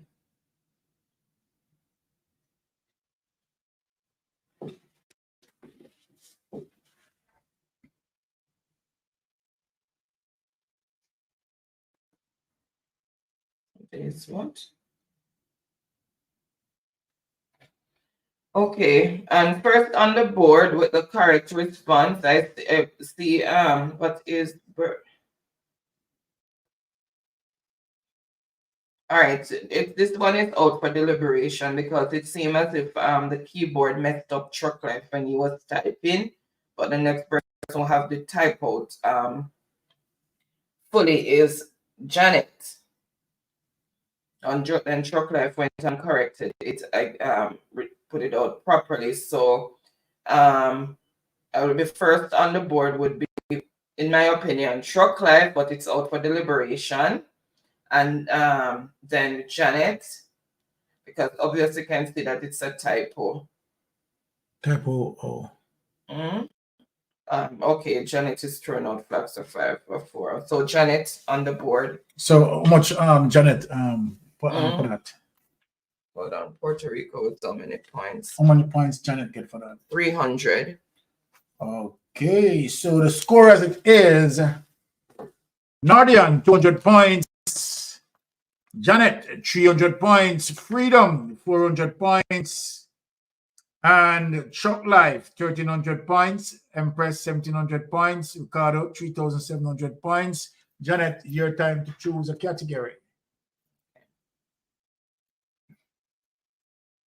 Yoga, welcome. Happy Saturday to you over there. Bless Thank yourself, you Yoga. so much for joining in. Okay, so flag for 400. Let's see. Name the country who uses that flag.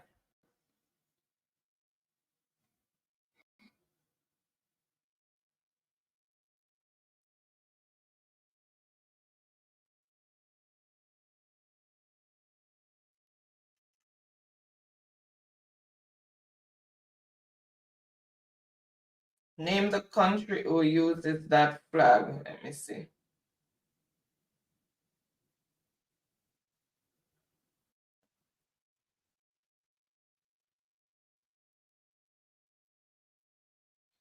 All right, I see the answer that I am looking for, and it is what is China. So that is the flag of China. Let's see who first came in with the correct response. Let me just refresh and see.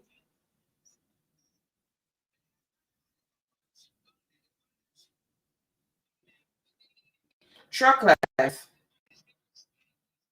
Truck Life for 400 points. Flag of 400 points. Then Ricardo, Andrew, Nordy, Empress, Don, Daniel, Janet, Jaquan, Andrea, welcome. Happy Friday. Thank you so much for joining in. Andrea W. And Rosalie also came in with China. Hold that thought. All right, so Truck Life is saying flags for 500. All right. So which country does this flag belong to? Name the country to which this flag belongs.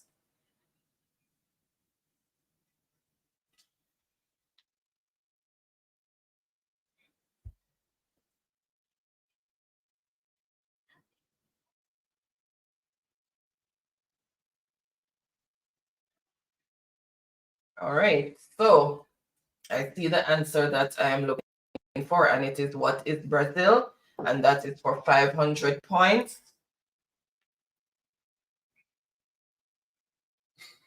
Embarrassing.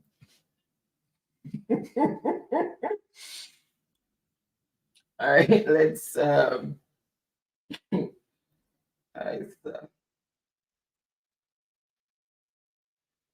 You're welcome, Andrea. Okay, so Ricardo, 500 points. Then Truck Life, Ricardo, 500 points.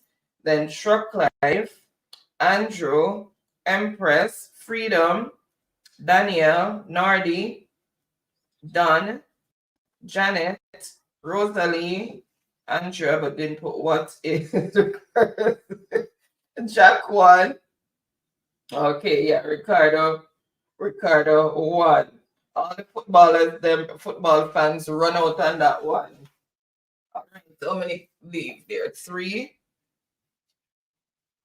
Okay.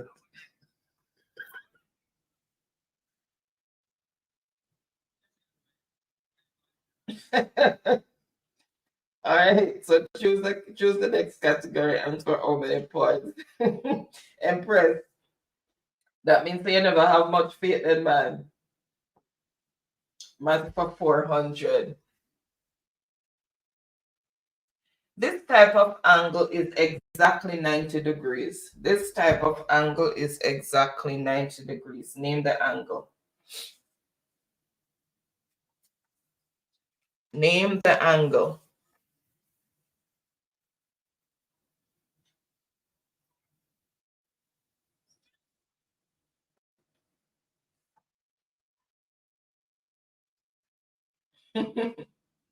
Oh, Andrew.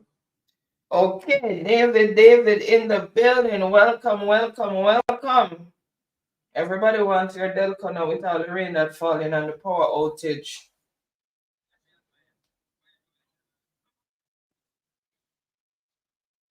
All right, and I see the answer that I am looking for, and it is what is the right angle, and that is for 400 points. So let's see who picked up those 400 points.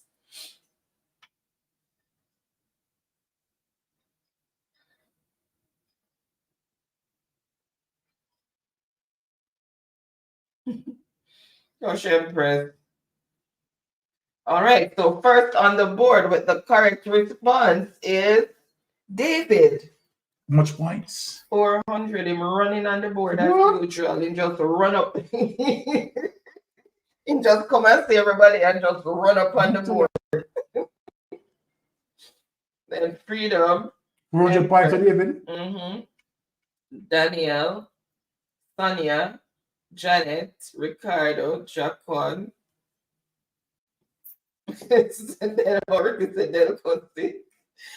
Don, Nardi, Rosalie. Okay. Jesus, them Pandelco telephone. Oh my goodness. And Andrew also came in with right angle. Yes, Mr. Grant one, David.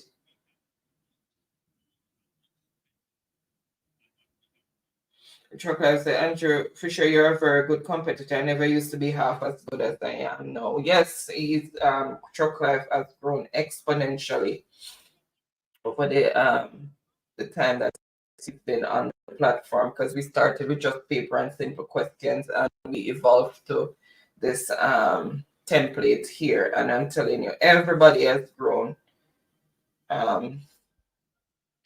since we started this game.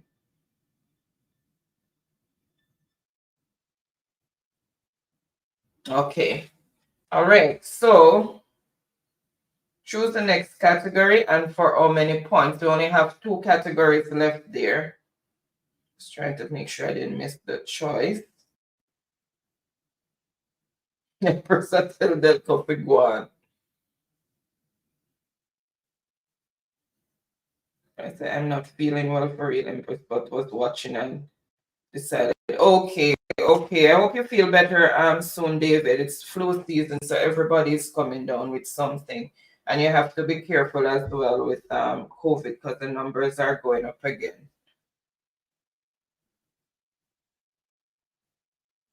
All right, so feel better soon.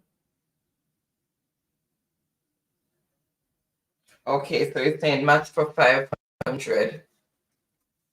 This is used to measure angles. Everybody run out. This is used to measure angles. Everybody run out on that one.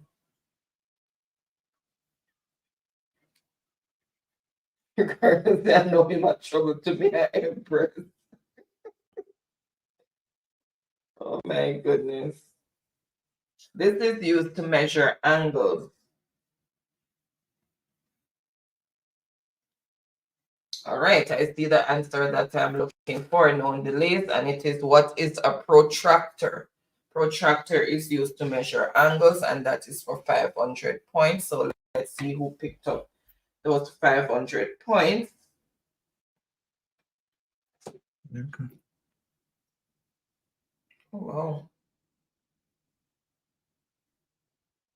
Okay, Freedom. So 500 points for Freedom. Then Sonia, Rosalie, David, Truck Life, Danielle, Jaquan, Empress. All right, and that's how the answers came in. All right, so the score as it is: Nardi 200 points, Janet 300 points, David, 400 points. Freedom, 900 points. Shop Life and Empress, 1,700 points. Ricardo, 4,200 points. All right. So we have one question left for 100 points, and that's under cybersecurity.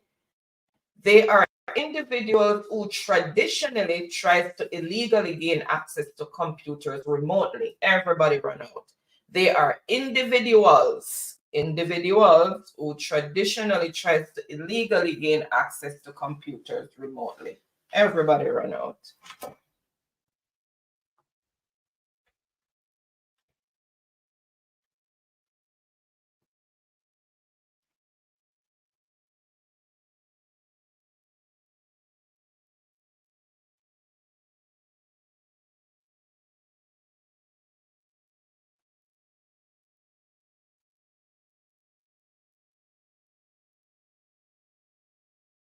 Okay.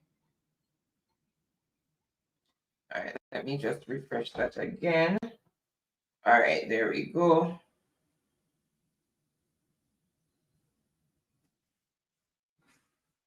All right, so first on the board with the correct response is free. Oh my God. Freedom. Freedom for 100 points. Then Andrew, Truck Life, Empress, Danielle, Janet, Nordy, Truck Life, Empress. Okay. Wait. Sorry, I didn't reveal it. Who are hackers? It should be who are. Jesus, I didn't reveal it. Sorry. I am tripping. And that is for 100 points.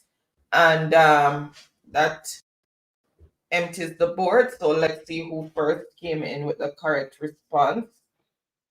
Sorry, let me just do that again. So it's supposed to be who are hackers.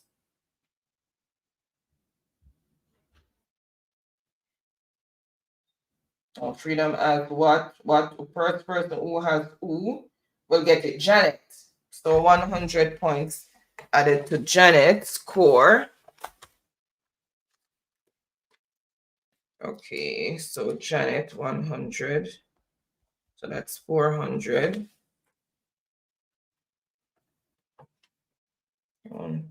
1, 2, 3, 4, 5.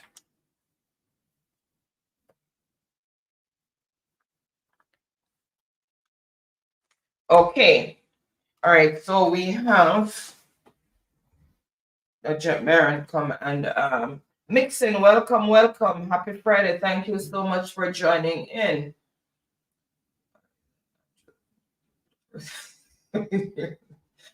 It's a little when any of them you have to hush, Andrew, hush. Okay. So them the Mixin. I mean, I know what business are gonna look like fair. Okay, so same number as my WhatsApp, please, and thank you. Okay, no problem, Empress. We'll put that there.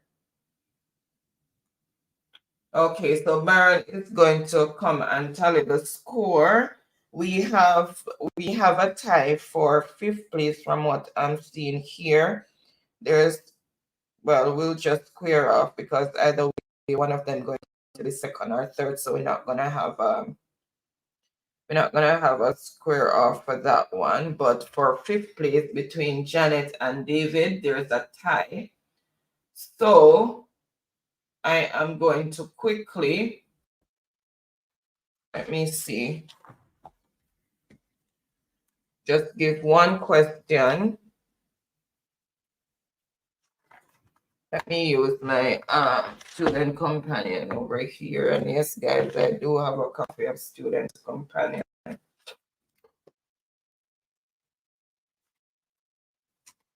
This thing should still be in school.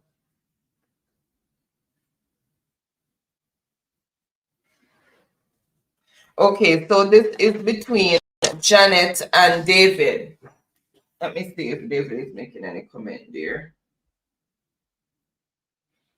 Who did I say got 100 points? Okay, Janet to put her to 400. One second, guys. Let me just quickly. Yeah, Janet won. Yes, it's who is. That's why Janet. That's why Janet got it. Got it.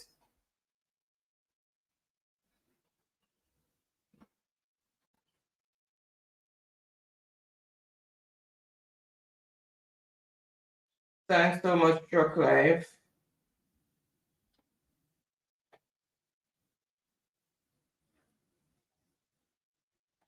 Okay, you're welcome, Sunny, and thank you so much for your continued support. Each and everyone, really appreciate each and everyone continued support. From Friday to Friday, we know that you could have been doing something else with your time, but you chose to be with us.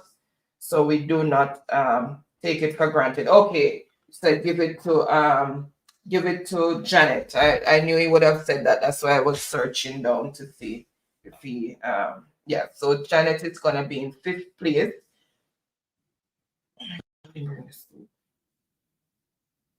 Okay, yes, David, I saw the message. So Janet is going to be in 5th place. All right. So let me just from what the score is here.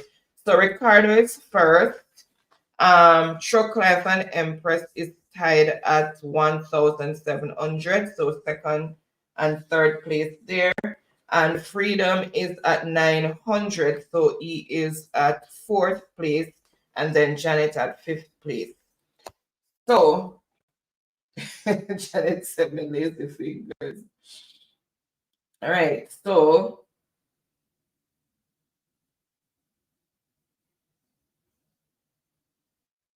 okay, welcome, Israel. Great. Happy Friday. Thank you so much for joining in. Thank you so much, Andrew. Really appreciate that endorsement and really appreciate the support.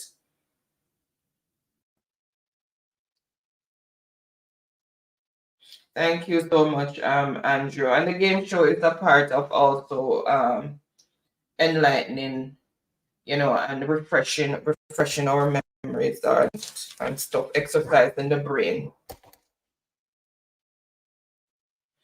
Okay. All right. So I have your number, Janet Freedom. Do you want to donate your credit to anyone, or how do you want your credit to go?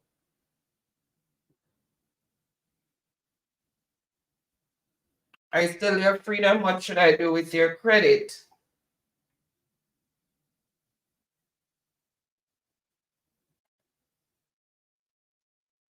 Yes.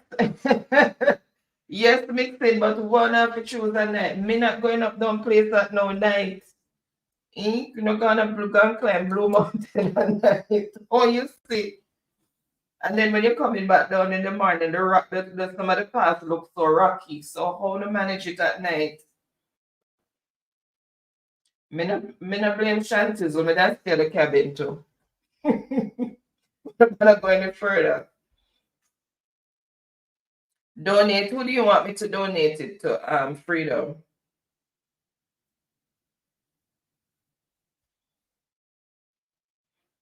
That tour guide is very good at what he does. How many times he does it per day, up and down, up and down.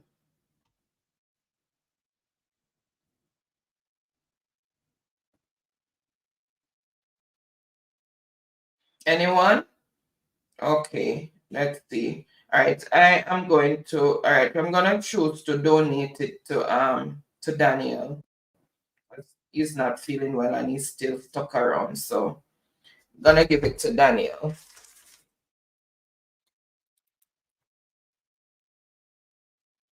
So Daniel, I'll send you the credit as usual. So you have gotten Freedom's portion of the credit.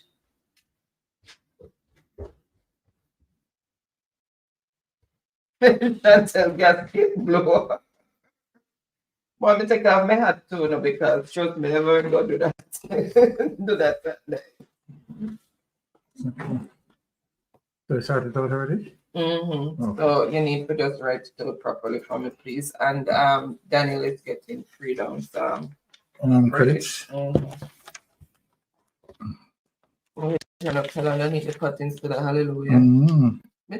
But didn't I ask? Can you say you never turn it out? I can't smell it from down here.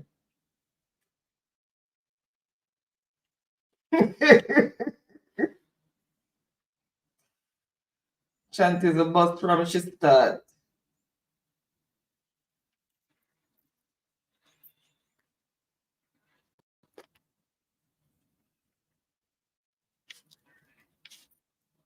Yes, so true, Andrew. Should never give away old for new. Never, because a lot of the times we switch to the new and more state-of-the-art thing and then end up having to go back to the old thing because the new and state-of-the-art thing stop working on you and it doesn't work properly because these days everything is mass production.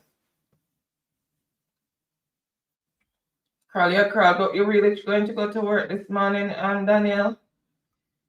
Daniel, you have to take care of you, you know, because at the end of the day, if you go work Freedom Day, Daniel, right? Yeah. All you're going to get is he was a good worker if you get that, and by the time you quit, you're replaced. So take care of you first. Yes, they are. All right, guys. So we have come to the end of this week's discussion and game. And Janet made the board. Yes, and Janet is on there. David and Janet tied, but David said to give it to Janet. Okay. That's okay. Cool. Good. Good sportsmanship. Yeah. So Daniel and David feel better soon. Really hope you guys feel better soon. Right? So I am not going to delay any further. I'm just gonna say good night, guys, because I have to go check on my son.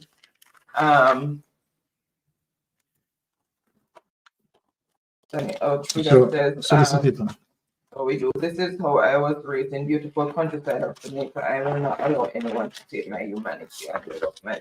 Yes. Exactly. Yes.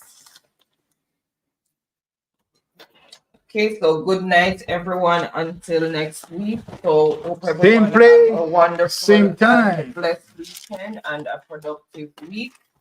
And stay blessed, stay safe, and remember, guys, with all this rain and please make sure that you follow the instruction of the authorities and everybody try and keep safe. Be your brother's keeper.